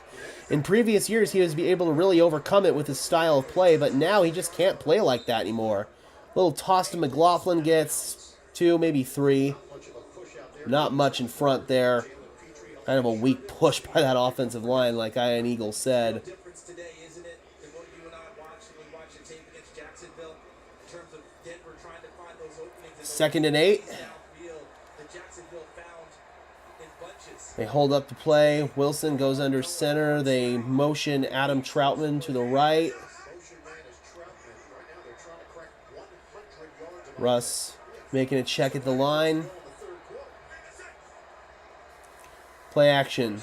Wilson flips it. He's got a man. It's Williams, and he stumbles down at the 31-yard line, bringing up 3rd down. Dives for 5. Gain of 5. Kerman got just enough of it, didn't he? I thought Williams had escaped and was going to be able to get to the corner and make it a one-on-one play downfield. But Kerman got just enough to knock him off balance after a couple of steps. Denver 3rd down and 3. season last in scoring, 16.9 points per game. They don't even talk about last season, but just by comparison, this year, Wilson in the gun. 2.5 points per game. That's good for 13th in the NFL. Making a check. Here this afternoon, 0 of 7 on 3rd down. This is a 3rd and 3. Wilson fires. It's caught. Popped, and it's out. Ball's out, and it's picked up by the Texans. Desmond King, scoop and score. Touchdown, Texans.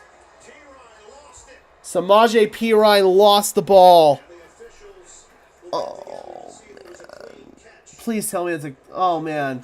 Please say incomplete. Whistle dead, that ball played out. Incomplete. Please be incomplete.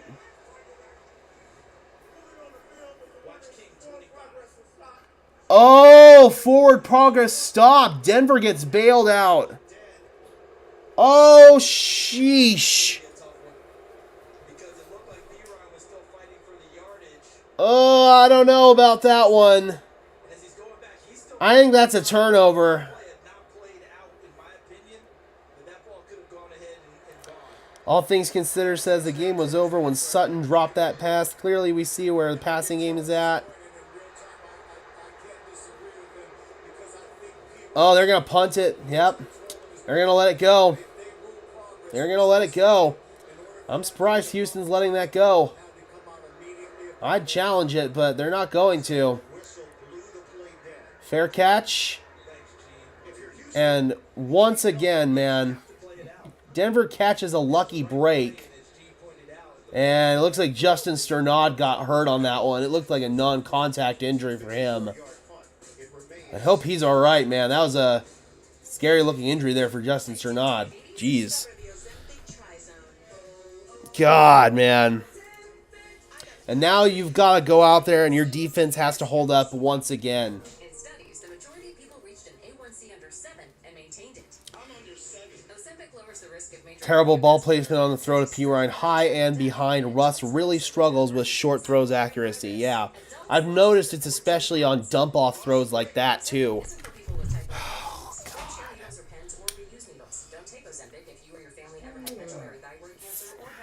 This sucks. Because again, man, this, if you lose this game, you basically have to be perfect down the stretch almost.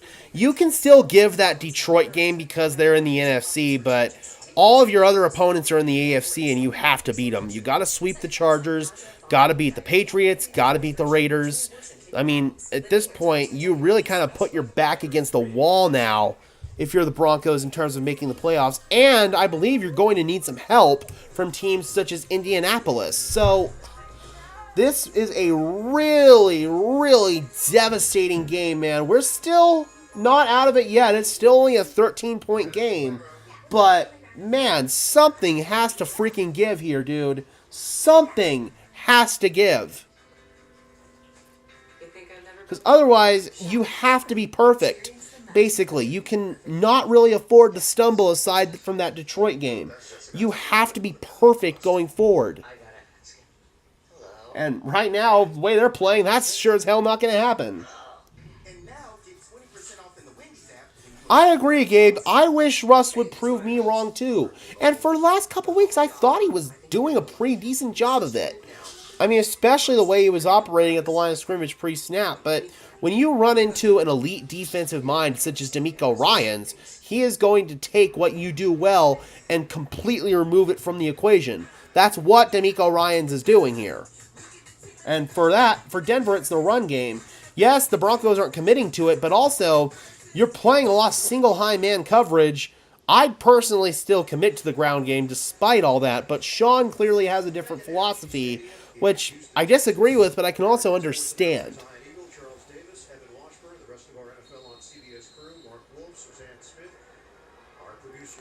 Broncos look super flat, no energy whatsoever. 1st and 10 now from the 15-yard line. Let's see if we can get some juice and energy.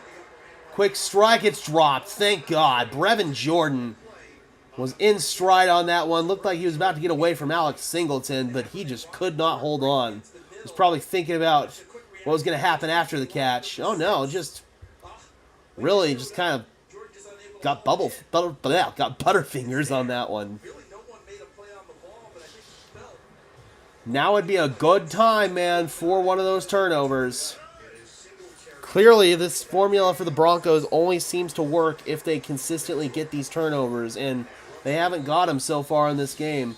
Meanwhile, running into a wall there is Singletary. It's 3rd down. At the end of the last Houston offensive series, we saw C.J. Stroud with a noticeable limp. The good news is the athletic training staff came over and he kind of pushed him aside, obviously saying, I'm glad C.J. Stroud's okay. You never want to see him hurt. Who's the quarterback for Houston, FNAF? That's C.J. Stroud. And that's why they're doing so well, or one of the reasons why they're doing so well is because he is such a good rookie quarterback. One of the best that we've seen in a long time. Stroud looking, firing, complete along the sideline. And it is toe tapped in by Noah Brown. 1st down, Houston. Oh no, they're saying incomplete. The first official said catch, and then the second one came in and overruled him. Let's see. He's out. Very clearly out. Very clearly out. The first official said it was a catch, but very clearly Noah Brown is out. Good job by the other official coming in and overruling him. Yeah, I'd agree. This is a poorly called game by Sean Payton. 4th down, and somehow, offense, we get another shot, only down 13. Our defense is keeping us in this freaking game, man. Even though the pass rush hasn't been great, overall, the defense has been keeping us in this game. And a short punt by Cam Johnston. Denver should get some good field position here. They do, with a 39-yard line. Not bad at all. All right, come on, man. If there's an opportunity here to take the momentum back, it's this freaking drive. Gotta take the momentum back, man. You've got to take it back. Defense has been keeping you in this freaking game. After 51 years, Popeyes is crashing the wings party with 5 flavors. Makes no sense it took so long. Crispy outside, juicy inside. We don't make sense. We make chicken. Yeah. We gotta go, man. We gotta.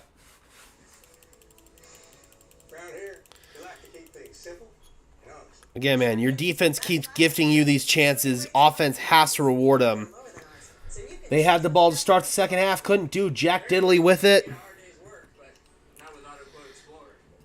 Broncos don't get points here. You're probably done. Yep. Sorry, are we talking about apples now? Or Yep. 16-10 would be absolutely huge. The virus that causes shingles is sleeping in 99% of people over 50. And it could Cut that down to a one-score game. We're right back in this, but thus far, offensively, Russell Wilson has not been playing well enough for that to happen. And Houston's come in with a really good game plan defensively, and to their credit, they're executing to a T. Business-grade internet? Nationwide. Make the switch. It's your business. Well, it looks like Pats Cardinal or Pats and or not Steelers Cardinals is getting ready to get going again. I was just looking at a highlight from the Patriots. Officially cooked if you go 3 and out. Yep, I agree. Cannot go 3 and out here. It's time to get going. It's now or never. And 3 points doesn't do you a whole lot of good. You really, really need to get 6. Ready to play some Survivor? A new Survivor Wednesday on CBS and streaming on Paramount Plus.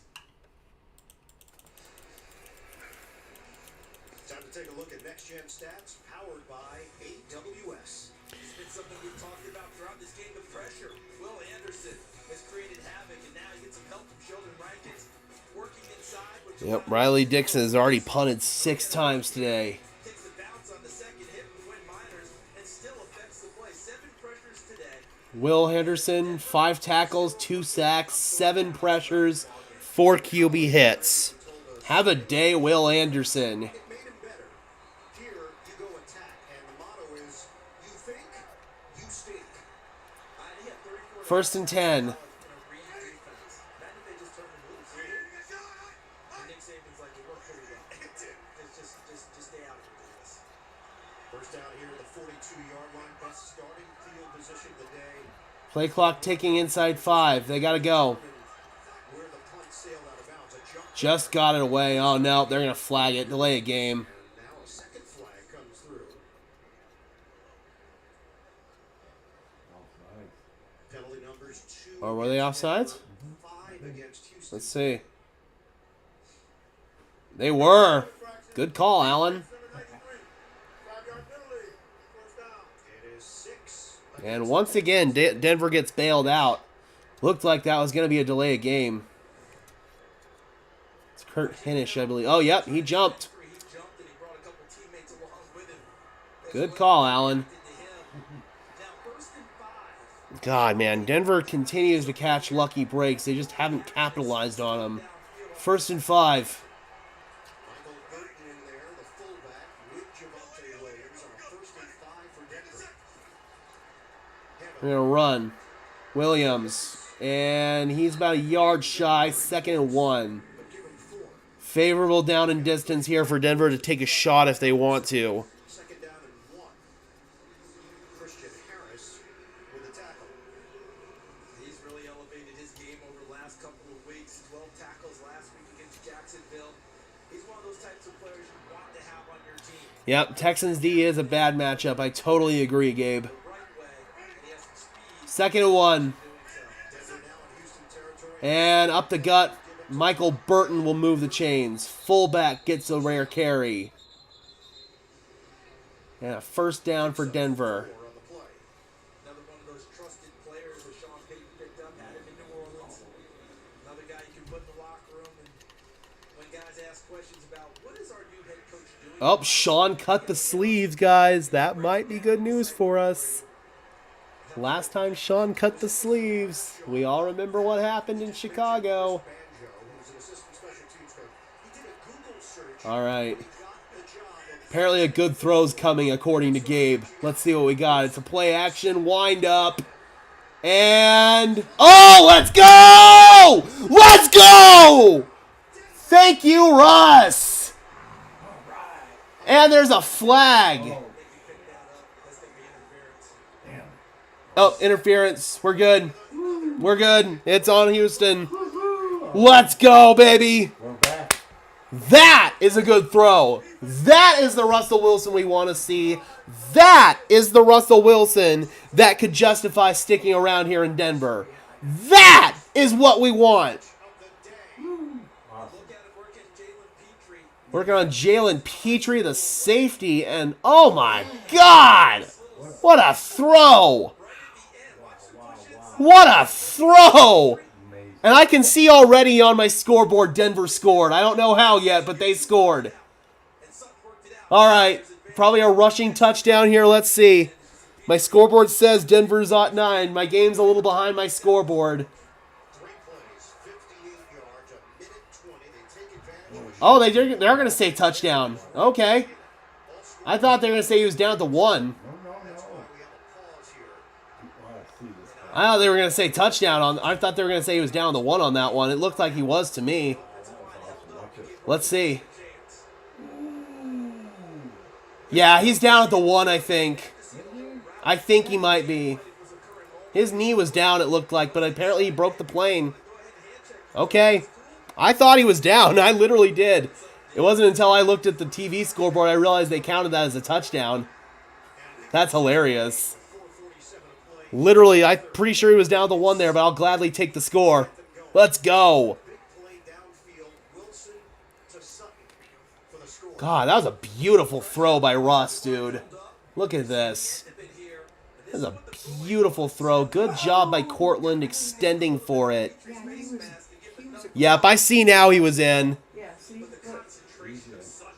Yeah, okay, no, his knee was down, but he had already broken the plane. Definitely in.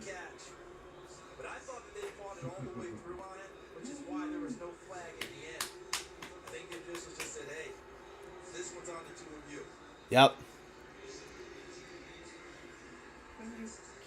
And we are back in this game. Don't question it, just enjoy the touchdown. I'm not questioning it now. It's clearly a touchdown.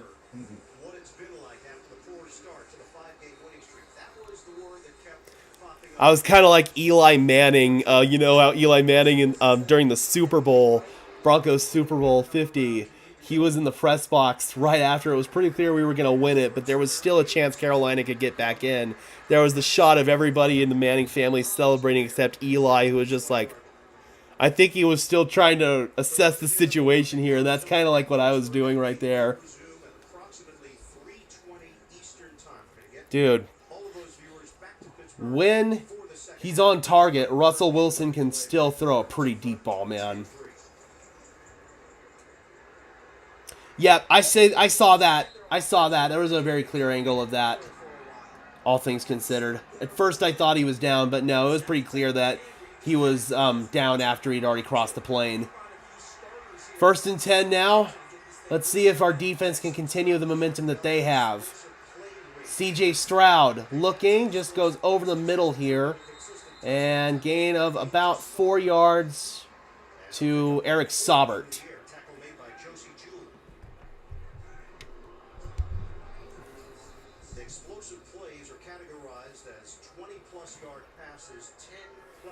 Second down and 6. Denver up to now 4.2 yards per play on offense.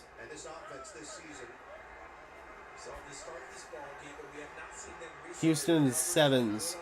CJ Stroud's 11 for 20 for 231 yards and has another completion there. And just a little shy of the line to gain is Nico Collins. Tackle made there by Alex Singleton. And Surtain in there as well. Well, I thought he was touchdown, but no, he wasn't. The defense has done yeoman's work throughout this ball game, but they just got hit with a big play over the top, and now Denver's in one score position in this ball game. 3rd and short. 3rd and 1. QB sneak, they convert it. CJ Stroud.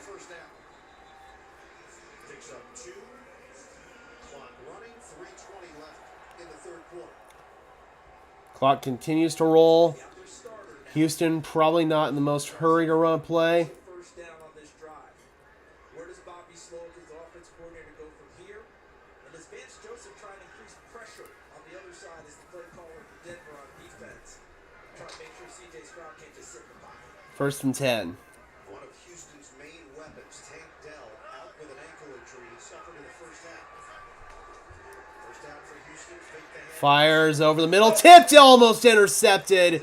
Justin Simmons could have had a chance at that one. Oh, man. That could have been the opportunity for a turnover. went right off the hands of Noah Brown. And he's fortunate on the tip because the Very fortunate. ball hawk back there is Justin Simmons. Yeah, he wasn't really in the right position. He might come down with his 31st interception of his career. From the first angle, it looked like he had a chance at it, but from the backside, he was a couple feet away from it. 2nd and 10. That was a lucky break for Houston right there. Stroud looking. Stroud goes down! Jonathan Cooper initially there, and Zach Allen comes in to help clean it up. And Baron Browning as well. Some Ohio State on Ohio State crime right there. Jonathan Cooper, C.J. Stroud, Baron Browning, all former Buckeyes, all in on the action there. See Zach Allen on that one. Yeah, it was just like a meeting at the quarterback, man. Cooper and Browning will get credit for it, but Allen was also in on that one. It was a 3-man meeting at the quarterback. Appreciate you, Gabe. 3rd and 13. And that's a delay of game. Play clock hit 0. Nope, they got the timeout. Houston has to burn their first timeout. 2:01 left in the 3rd. That could come back to haunt them. That could be good news there for Denver. 3rd and 13, and defensively, we're really, really starting to tighten down. Knows what the play call was going to be. That flip screen out wide, which they've done a lot of third walk situations. Get what you can, help field position. Cheers, some Phantom Dew. Sometimes punt it. They still feel good about their defense based on that call. Yeah, it's pretty funny, Alan. On my green screen, my Mountain Dew looks invisible. All right, 3rd and 13 now. 40 catches, 455 yards, 5 touchdowns this season. He's been one of the go-to targets for Houston, 3 for 12 on 3rd down conversions. Denver is 0 for 8. Stroud stepping up, and he's sacked. The ball is free. Oh, it's out. Let's see who's got it. Jaquan McMillan had the sack, and Houston recovers the ball. knocked it away from Stroud, and who's got it? I saw a point. I think Houston has it. Denver in Moving on the field is a fumble recovered by the offense. Yeah, even though P.J. Locke comes out of the pile with it, they're going to say the offense recovered it. by Houston. I don't know about that. Tied to the offensive team. The first official pointed at Houston. Jaquan McMillan, dude. The strip sack fumble. Who had a chance. And it looked like Dare Ogunbowale actually did jump on it there for the Houston Texans. So that's a good ruling, I think. And they're going to punt it. Marvin Mims lets it go into the end zone, touchback. Ball will come out to the 20-yard line. Dude, how about Jaquan McMillan? Oh my God. Blitzing off the edge and gets a strip sack. This dude is a freaking stud, man. I love me some Jaquan McMillan. Oh my God, he had such a good training camp. Really was impressed with him back then. Knew that he could make an impact if he got a chance. He got a chance, obviously, with oh God, K'Wan Williams getting injured, and then Essane Bassie absolutely blowing chunks out there. Jaquan got his opportunity, and he has made the most of it, man. Dude, Jaquan McMillan, he's been incredible. Oh no! Intercepted. Oh no, it looked like Wilson maybe expected his receiver to stop. Oh no. What the oh, Russ. You can't stare down and throw inside to the outside like that. What were you doing? What was that, Russ? You can't stare your guy down, first of all. Oh, it got tipped. It got tipped. It got tipped. Will Anderson tipped it. Very similar play to one that Russ had in Kansas City earlier in the year, man. Oh, that sucks. And that just gives Houston beautiful field position. Already well in field goal range. That's probably the game. Oh, man. If that fumble had been recovered by Denver, that could have changed everything. How about the catch by Stingley? Came very close to losing it, but held on to it. As you mentioned, 3 straight games with an interception. Man. And Houston in nice scoring. And that's probably sayonara. Russell Wilson had gone 150. Play action. Stroud floats it, and it's complete. Brevin Jordan, first down, Houston. That's just C.J. Stroud having a And that's probably going to be the final play of the third quarter. Absolutely nailed it because Oh, he realized he could not get his back-breaking turnover. throw he wanted to make. Back-breaking turnover. Was wide open, so put air under it and give him a chance. And he did. Now it's first and goal into the quarter. CJ Stroud is definitely limping. Fuck. just happened with C.J. Stroud. That is so frustrating. Here at the end of the third, they got a 16. 157 consecutive throws for Russell Wilson without an interception before that one. Thanks, Justin Jefferson. You know, we love eating Little Caesars and watching the Vikings play. Oh, man. How about right now? They had just gotten back in the game, man. They had just gotten back in the game, and that's probably the backbreaker. So tasty. Gee whiz. Justin Jefferson's had a great day. Just like this falling outside. Oh, man. Stuffed crazy crust for only $9.49. Pizza, pizza. Barbie made $1 billion. Director Greta Gerwig explains why tonight. That's so frustrating.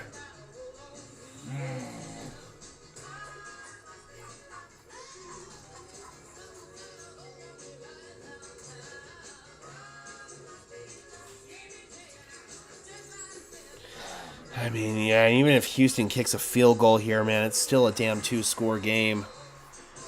That turnover is a backbreaker. They still got time, but man, you gotta hold them here to 3 points. Then you gotta go down and score, and then you gotta hold them again. Making the most of every opportunity. That's why Comcast Business is introducing the small business bonus. For a limited time, Denver desperately needs a turnover. Desperately. Yep, $1,000.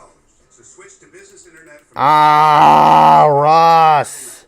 and the I get it got tipped, but man, you can't stare down guys when you're throwing to the outside like that. Comcast Business, powering possibilities. I'm Ryan, here on behalf of Excel Energy. We offer business owners many ways to save through our programs and rebates. If you're expanding, Oh, if only Denver had recovered that fumble. contact us at excelenergy.com/energy advisors. The breaks had been going Denver's way most of the game and most of this 5-game win streak, honestly, but now that was our chance to get the turnover we needed, and it never happened. Gabe says, I've never seen a ball with more batted balls. It's demoralizing. Front Range Toyota stores. Let's go places. It really is. It really is. Wilson out of the pocket. First, and he's sacked. Gronard gets it from behind. Stroud, jab step. Downfield, he hits Nico Collins. Another big play for the Texans. All right, let's see if we can pull this one off. Start the fourth quarter here in Houston. The Broncos and the Texans. Houston's got the 16-10 lead. Got to get a stop, first of all. Here on a first and goal at the Denver. First and goal at the 8. Pierce in the backfield. Had the touchdown early. And Pierce running to the 3. Gain of 5, second and goal. Cooper and Singleton. Houston gets a touchdown here. It's over. Damian Pierce's rookie year, boy, was he a hard charger. Missed the last 3 games with an ankle injury. This is as close that I've seen him this season as what we saw last year. Agreed. Looks like the rest, getting healthy, has really helped because that's the type of run we saw throughout the 2022 campaign. Second and goal. Got to get a turnover, man. Got to get a turnover. There's Pierce. Play action. Stroud looking, fires, end zone wide open, touchdown. It is over. Nico Collins, wide open. He's had a monster day. And the Broncos break down on the back end. Wouldn't be surprised if Houston goes for 2, trying to make this a 14-point game. Corner by not running a route and let Nico Collins work one-on-one against Jaquan McMillan, the nickelback. Yep. One in the backfield is Robert Woods, a wide receiver coming across formation and becoming a pass protector. He gives C.J. Stroud enough time to find that throw. All of Collins' touchdowns have been at home, the 6th. Houston will go for 2. Yeah, they're going to try for 2 here. The interception, so turning the turnover into points. Singletary in the back. They pitch. Or no, they fake the pitch. C.J. Stroud fires back in the end zone. And it is intercepted. Picked off by Fabian Moreau. And he returns it to the 8. That's not going to matter. But no good on the 2-point try. That could help Denver out. Denver gets a score. They score 2 consecutive touchdowns. They could take the lead. It's not over, but... Alright, that did give Denver a little bit of a fighting chance. But, again, man, you need a lot of stuff to go your way now. Offense cannot shoot themselves in the foot like that. Yep, he could have gotten a defensive 2-pointer if he had returned it to the house. But, unfortunately, didn't do that.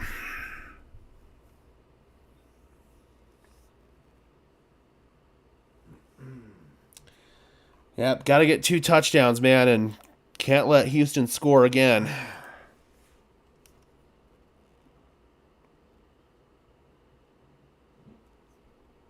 Oh, yeah, I mean... Oh, man. How many more chances does the offense need? You tell me.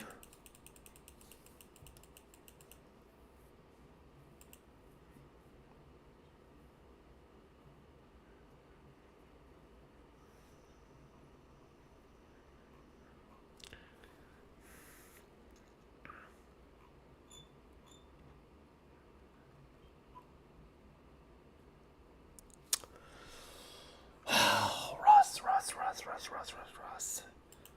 I just think about the missed opportunities, man. Obviously, the Cortland Sutton drop to start the game, that one was huge for us. The freaking pass interference, underthrown fade, whatever you want to call it. I mean, at the end of the day, I'm putting that on Russ. He doesn't underthrow that. That's a walk-in touchdown.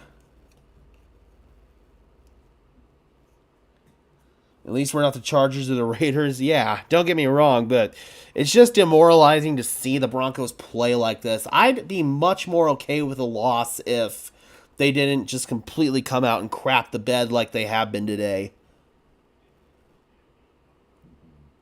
And again, the season is far from over. Even if we lose this game, we still have a good shot to make the playoffs. It's just, you got to be almost perfect down the stretch. All I can say is it's a good thing we won that Cleveland game, because if we had lost that Cleveland game and then we came out and played like this against Houston, that would have been the funeral for our season. The Broncos still have a shot both to get back into the season and get back into this game. We have a shot to get back into this game on this drive right now.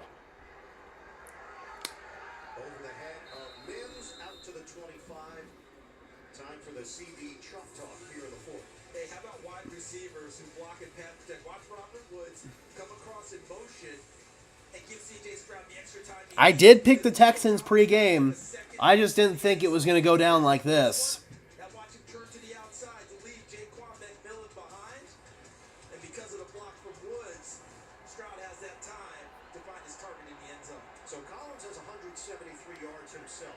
Denver has 157 yards. First and 10. Wilson's in the gun. And read option Russ. Here we go. Oh, he gets... Where's the flag? Thank you. Thank you. Oh, man. Thank you. He got lit up on that one. If that were any other quarterback, that flag would have been immediately out. They had to think about that one. And you now see the officials going, nah. So I bet they're going to wave this off because they are. Oh, nope. They're not. Russ was very clearly giving himself up. He was sliding. Can't hit him late like that. That is an easy call.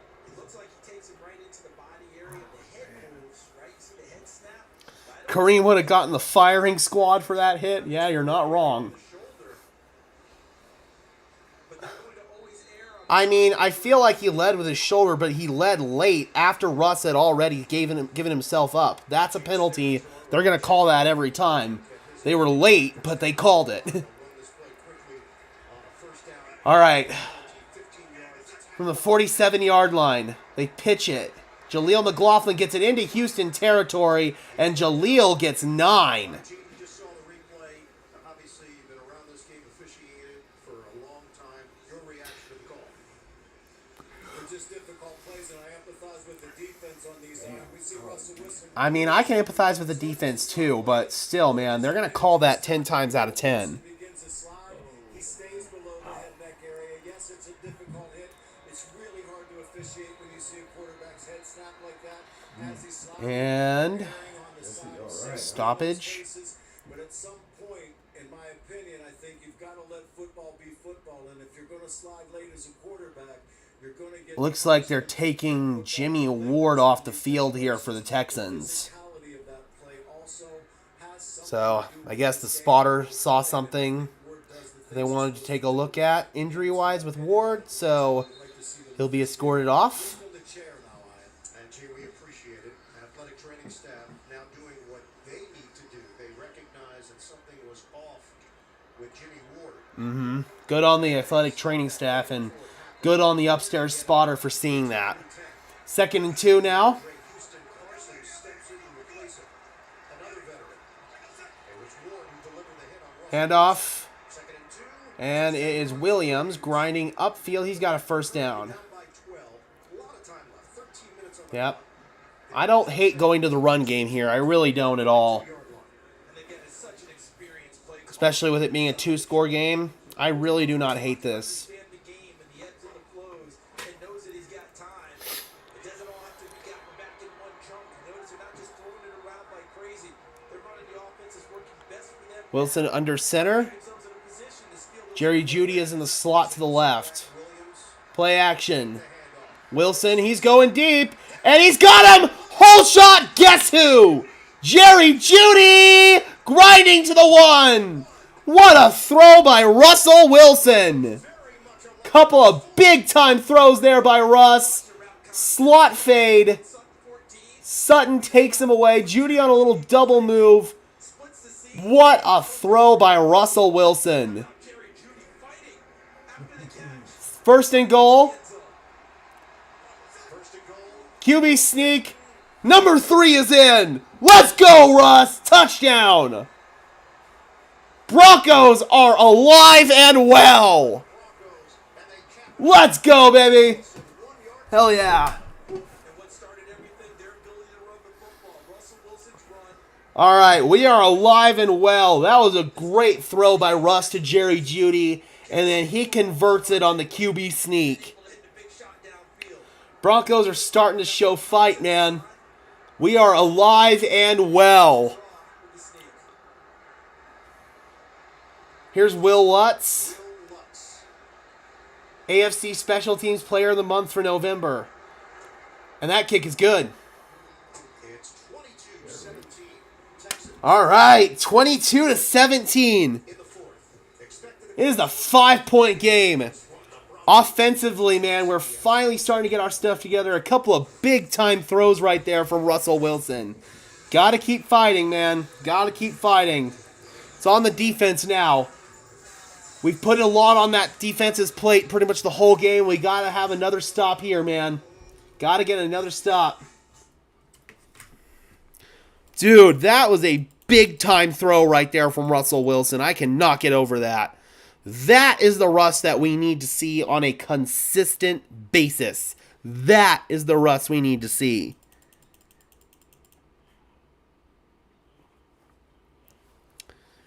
We need Tennessee to take care of their business, though, in Nashville. We need them to be able to get a win over Indianapolis. I wonder if that was the same route he didn't see Jeudy on earlier. I believe it was a crossing route last time on for Jeudy. This one was a double move slot, kind of a slot fade like an out and up. I don't think an onside kick would be a great idea because you give them great field position if you don't convert it. No, just kick it deep. Trust your defense.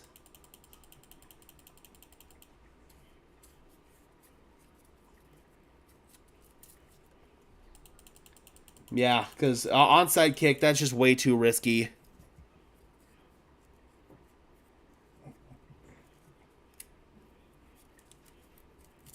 Yep. Just like Joaquin says, we got to play smart, disciplined football from here on out. No mistakes, no self-inflicted wounds, no penalties, and most importantly, we cannot turn the football over. And ideally, we got to force a turnover by the Texans.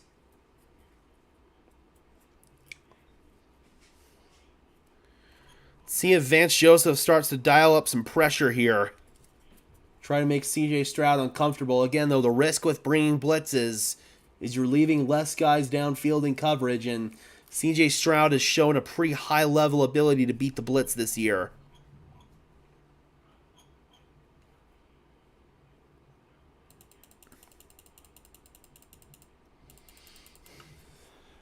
There's Russell Wilson talking things over with quarterbacks coach Davis Webb. In the second half, Russ is 5 for 6 for 96 yards, touchdown, and the interception. It's going to be a head coach one day. Yes, he's 28. He feels more like 48. It's been a blast working with him. Raised in it. Father Sean Payton comes over to join the conversation briefly. Here's Will Lutz to kick it off. plays on his Madden console when he was in middle school. He said it was either breaking down. Turnover sure would be nice right now. You turn them into your dad. He said about like here, about 50% of the time they like what you do. Well, when he plays back his... God, that was a beautiful hole shot, man. I still cannot get over that throw from Russ. Your voice, my voice, Evan's voice, because it was last year... Broncos still 0 for 8 on third down conversions. 12 total first downs in this game. Arizona up 17-3? Yeah, it's because Kenny Pickett got hurt, so we got a break there. Big break, actually. 1st and 10. Stroud hands it off. Singletary. Gain of 3, maybe 4. Zach Allen making the tackle there. Got to imagine Houston's going to run the ball here.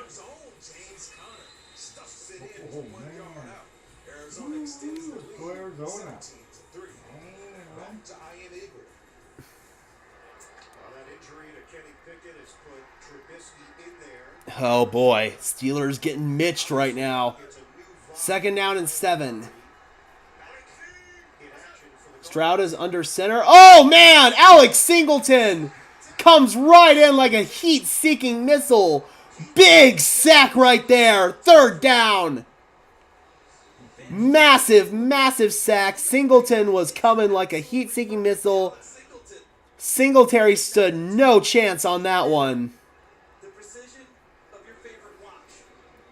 And look at him get in there and finish it off. Another season over 100 tackles. 3rd down. Do it again, baby. A loss of 10. Do it again. Come on. Singleton, 8 games with 10 or more tackles this season. He's a machine. Dime package here for Denver. Stroud 3rd down and 17. over the middle. And it's short, incomplete. Pat Surtain in coverage with Nico Collins. And C.J. Stroud just underthrew it by about 2 yards. 4th down. Denver will get the ball back. Let's go. Defense does what they need to do. Has a sleeve on his left knee, as reported by Evan Washburn. And they PS2, baby. not much the rest of the game.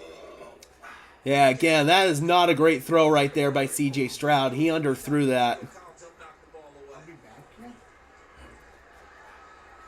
So it'll be a punt for Johnson. And here comes the punt. Oh, no! Delarian Turner-Yell. He just made contact with the punter. Stays on his feet. And Mims Oh, I bet this is going to be roughing the freaking punter. He went high, too. I saw it right away. it is Turner. Oh, no. The question, as we've seen many times in these situations, Oh, no.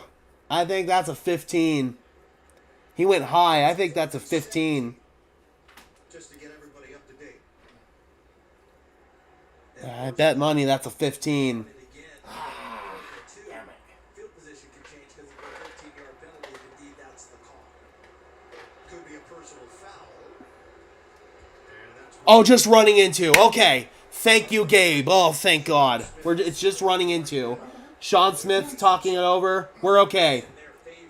They're going to decline the penalty. It's just running into. It's only a 5-yarder. Won't matter. That 5-yard penalty is declined. So play is first down. Thank God. We got lucky again, dude. Literally, all the breaks have bounced Denver's way for the most part in this game. Dude, you are a lucky mother effer. You really are, DTY. You are a lucky SOB. Bro, we got so lucky. Oh my God. Oh, wow. I've seen that exact play called 15 before. Really shouldn't do that to Bill Burr. He'll have a few things to say about you if you do. Very, very risky. Another weather delay in Pittsburgh. Jesus Christ. Russell under center making a check at the line. 10:28 left to play.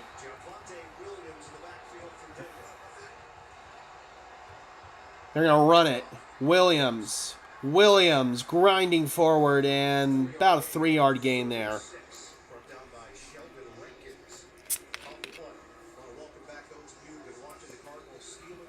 Oh, crap. Quinn Miners is down on a knee. That's not good at all. Our entire offensive line has played every snap together this season, and that looks like it might change right now, unfortunately. Quinn Miners is down on one knee. Who do they bring in to replace him? Crap. Hopefully it's nothing serious. Looks like he's going to be alright, but that sucks for the time being. Yeah, it looks like he's working out his left shoulder. Luke Wattenberg's going to come in now. And may God have mercy on our souls. The officials are holding this one up for a long time, man. Get off. Let him go. Oh, Denver subbed late. 6, 5, 4. Hurry up. 3, 2, 1. Timeout! They got it off. Wilson fires. Blown coverage. And it's intercepted. He underthrew the ball. He had a step. And it's snared. Underthrew it again. Derek Stingley Jr. A horrible underthrow by Russell Wilson, man. Cortland Sutton is wide open. You can't underthrow that.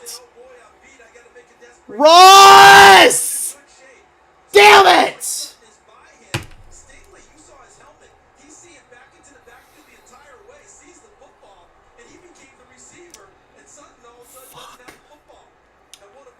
You cannot underthrow that, Russ. Fourth interception in the last 3 games. Second today for Derek Stingley Jr. Ah! If there's any good news, Houston's backed up deep in their, or deep-ish in their own territory at the 27, and good tackle right there, man. Defense is going to have to save our ass again. Come on, Russ! Worst game in multiple games for Russ, man. This has not been a good game at all by Russ. 2nd and 10. Russ! CJ just checks it down here. John Mechie, he's got some room to roam. John Mechie's going to be a yard short of the first down. Tackle made by Singleton and Surtain.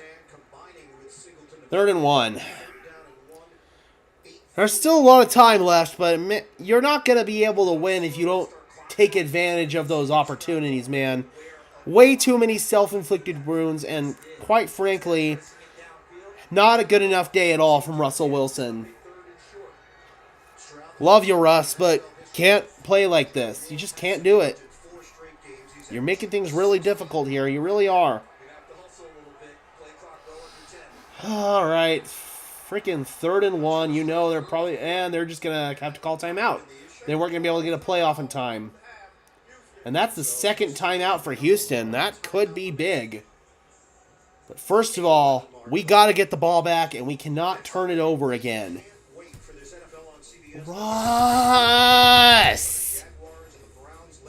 Yep, bad day for Russ, man. Couple big plays. I mean, the whole shot was nice. The touchdown throw to Sutton was really nice.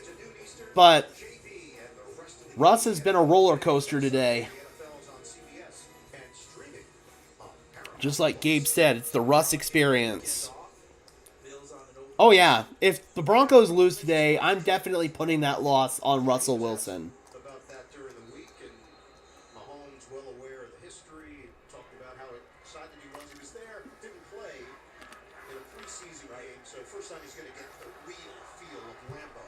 And he's excited about doing it. I don't know how excited the Green Bay defense is about him playing. 3rd down and 1. We'll find out. That's why they tee him up. And apparently they knocked C.J. Stroud out. QB sneaks it, but he's going to be down after this. For the first down.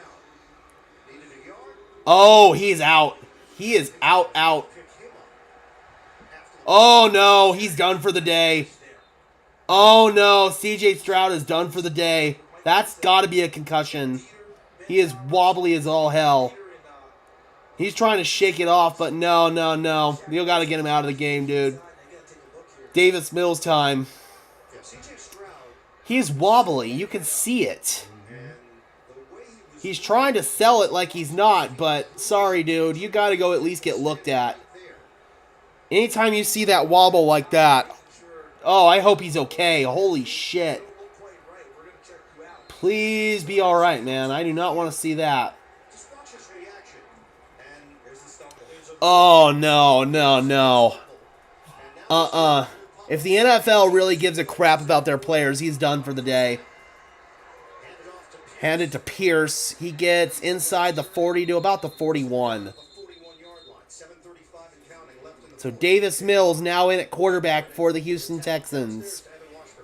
Former 3rd-round pick out of Stanford, 5-19-1 record as a starter for the Texans. Was their primary starter for the past 2 seasons.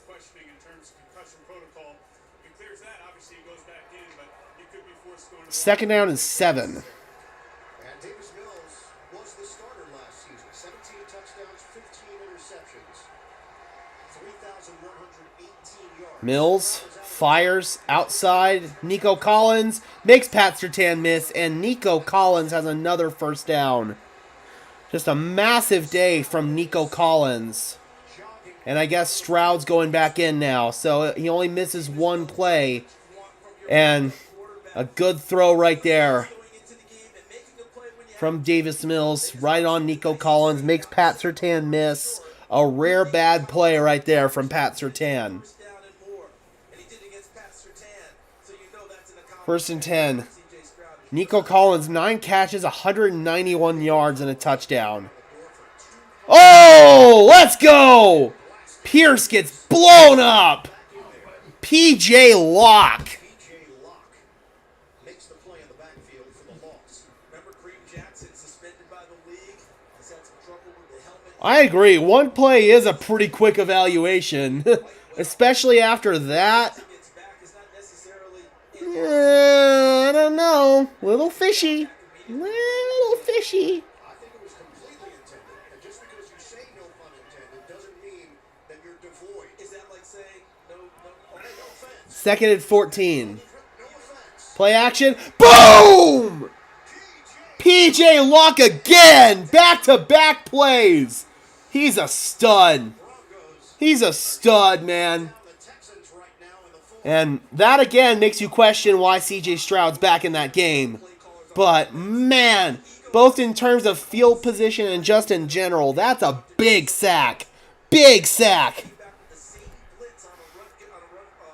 VJ starting to dial up the heat. Now it's 3rd and 23. Puts the Texans exactly where you want them. Way the hell behind the chains. Stroud takes the snap. Can't let him convert. Stroud looking. Flushed. Stroud fires. Complete. Well short though. And Ogunbowale gets it near the 40-yard line, but that's not even field goal range. Houston's going to have to punt. That is a big win right there for Denver's defense. That's 5 sacks today for this Denver defense. And CJ Stroud, you can tell this man is not healthy. He's limping. He got concussed probably just now. I mean, oh man. Got to admire CJ Stroud's toughness. That man has some balls. Here's the punt. Over the head and into the end zone for the touchback.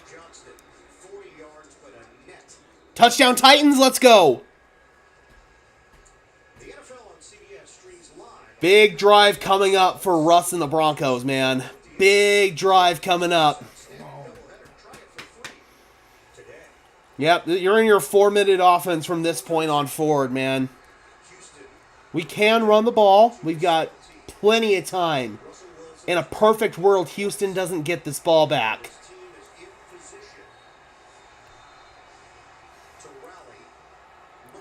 In a perfect world, Houston does not get this ball back and Denver scores.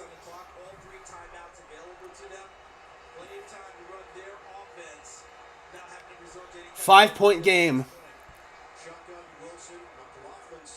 Wilson in trouble. Wilson floats it. Finally, he hits it. Cortland Sutton right down the middle. Beautiful throw by Russ. Let's go. Beautiful throw right down the middle, just splitting the two safeties.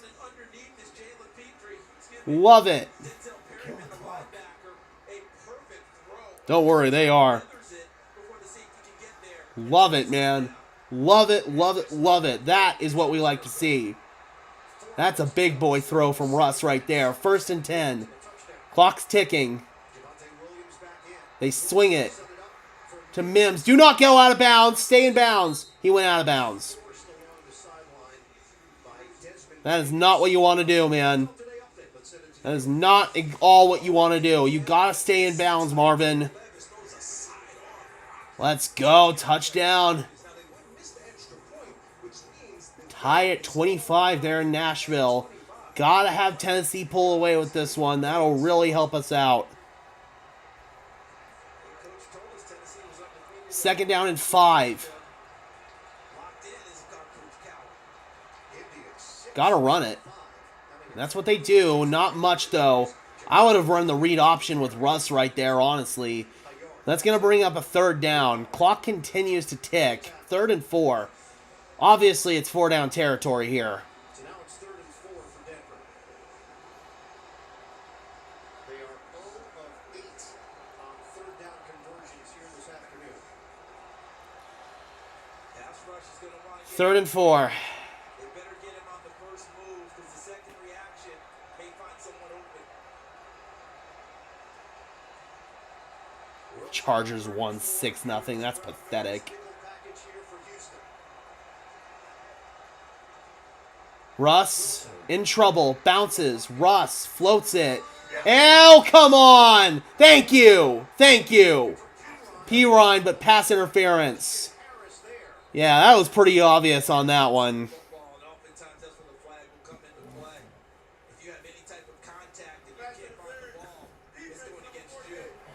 Yeah, that's pretty obvious. Watch Harris 48. He's not seeing the ball at all. He's already into Pirine right there. Good call by the official. So it's an 11-yard penalty. They'll have an extra 1st and 10. lineman here, Quinn Bailey. Quinn Bailey in as the extra offensive lineman. They run a lot of jumbo packages with him. They're setting up to make it look like a power run. You take a shot at the top with your one receiver.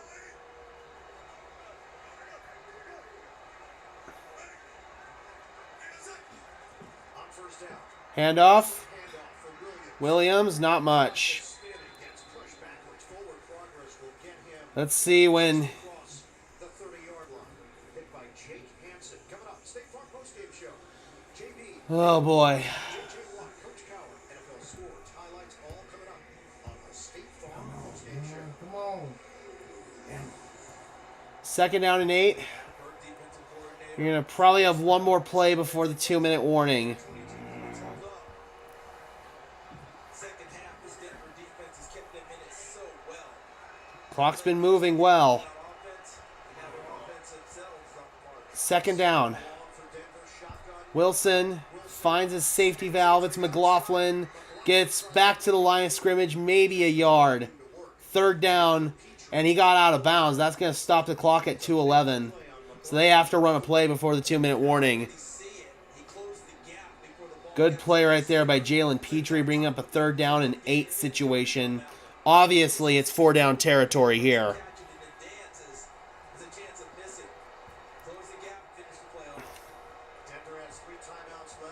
Denver's got 3 timeouts, so if they don't score here, it's not over, but...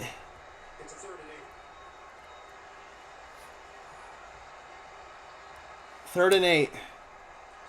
Here's Wilson. Texans bringing some pressure. Wilson looking. Wilson's going to have to run for it. Diving, he's a yard short.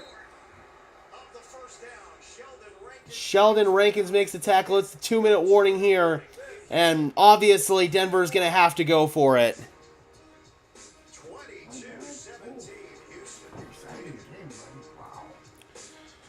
All right, so Russell Wilson on that scramble drill. It's going to bring up a 4th down and 1. Obviously, it's 4-down territory. Denver's going to go for it.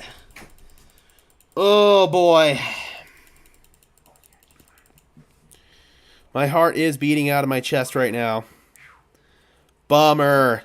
Tank Dell said to have suffered a fractured fibula for the Texans. That blows.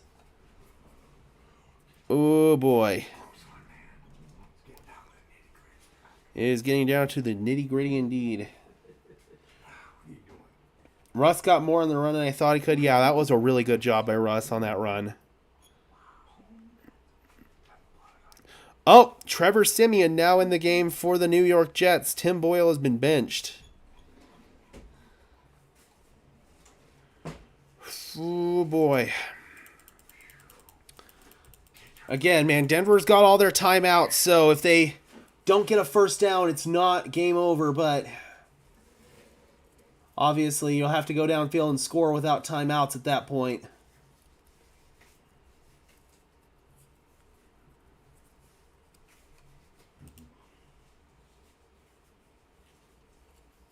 Oh, and now Derek Carr's hurt for the Saints. Jesus.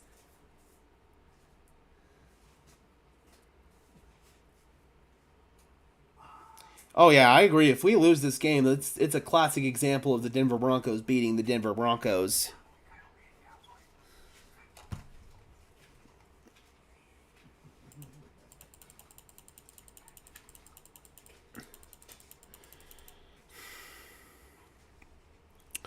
Oh, boy.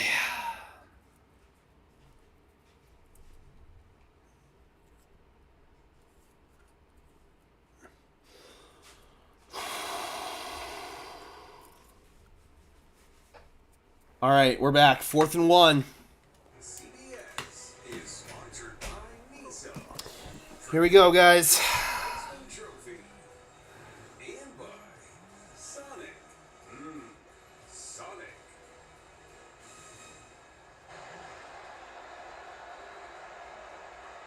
Russell Wilson trying to lead. So they wasted a timeout? What? No, you can't waste a timeout. No, you cannot waste a timeout here. What the what? Why did you just call a timeout? What? Oh my God. Why'd you do that? You're coming out of a timeout on a 2-minute warning. Why would you need to fucking call a timeout? What? What the hell? Oh, no. Oh, that could kill us. That could come back to kill us. Here we go. 4th and 1.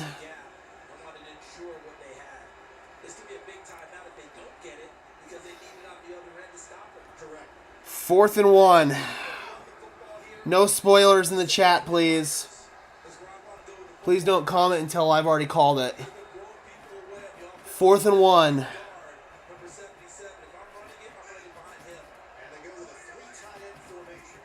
You got to QB sneak this, right?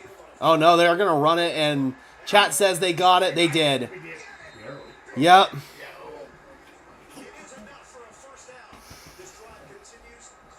Whew, all right, drive continues. Houston's only got one timeout. Clock is on the favor of Denver right now. Clock is very much in Denver's favor. Oh, boy.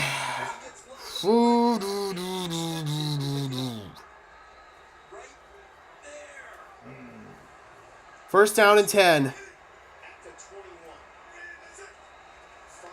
Fake the draw. Wilson goes underneath, complete. Williams.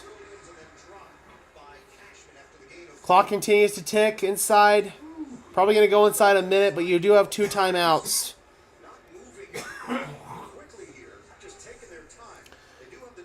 Yeah, Denver's okay with doing this, honestly. I'm fine with that. Ball to 17, second down and 6. Wilson making a check at the line. Clock ticking inside of 45 seconds. Wilson fires outside. Complete. Judy, he's got to extend. I don't think he quite got the first down. Third down, 35 seconds left. 3rd and 2.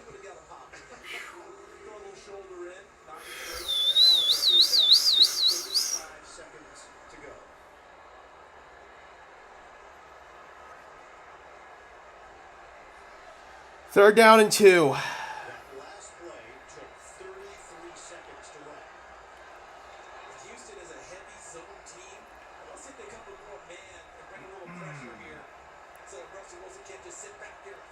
Gotta go! They just got it away. Wilson looking. Wilson has to throw it away. It's 4th down. 4th down and 2. Will Anderson came unblocked on that.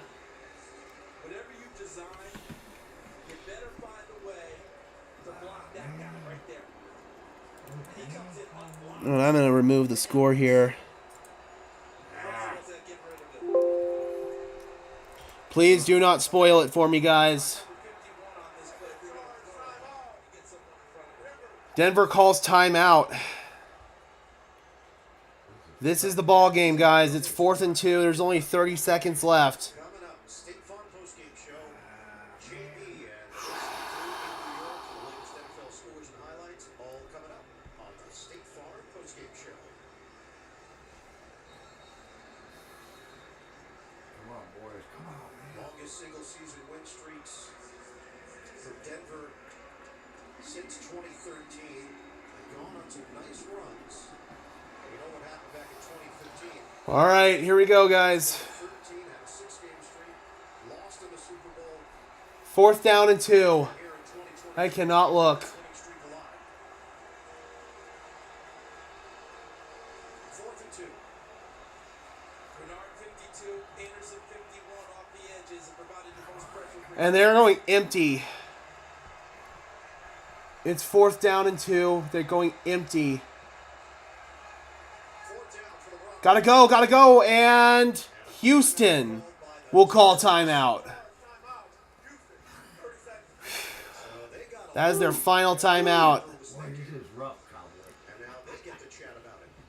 You see it a lot in basketball, late game situations. People see what the set is going to be, call the timeout, come back with something. What is your counter? And do you come out with the same look with the idea of doing something? Indianapolis, Tennessee still tied at 25 as well. They are really taking this down. A minute 48 to go in the 4th. 4th down and 2. Both these teams have playoff hopes. They are very much in the mix at 6 and 5. The Broncos have the second longest playoff drought in the league currently, 7 consecutive seasons without making the playoffs. The Jets the longest, 12 straight seasons. I am not looking at the chat right now. Broncos is the longest for a team that went to the Super Bowl the previous year. 4th down and 2. So here we go. On a 4th and 2.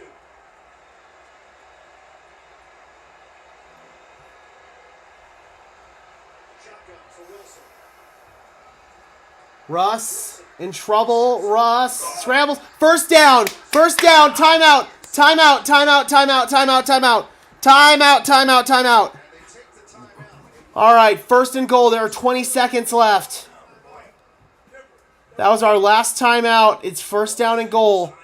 Got to be very careful with what we do here. If you run it, you do, in theory, have maybe enough time to get up and spike it. Sean likes it. They ran into a play, didn't quite get it. Davis Webb. Yeah, that's a good job. They added 3 seconds. All right, first and goal, they added 3 seconds, so it's 23 seconds left with no timeouts from either team. They've been some heartbreakers for the Houston Texans. Timeouts. Trying to avoid that fate. 7 straight games decided by 1 possession for Houston. Got to be very smart about this. There will be multiple chances at the end zone here for Denver. First and goal. They're putting Sutton by himself down here at the bottom with Stingley. Cannot take a sack. No, you cannot. Shotgun. Wilson. End zone, incomplete.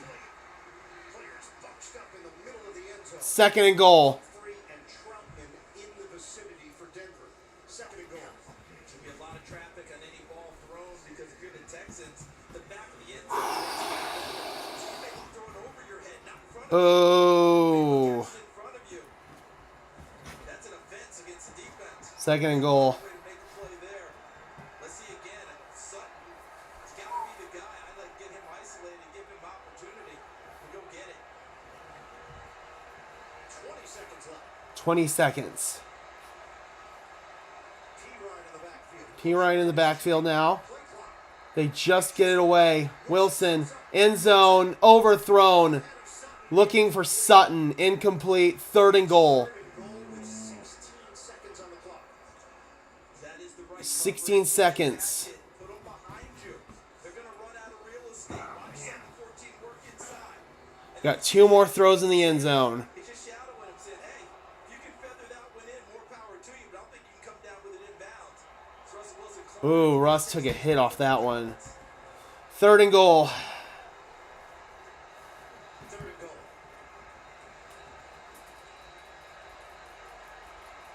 Sutton sets up on the outside.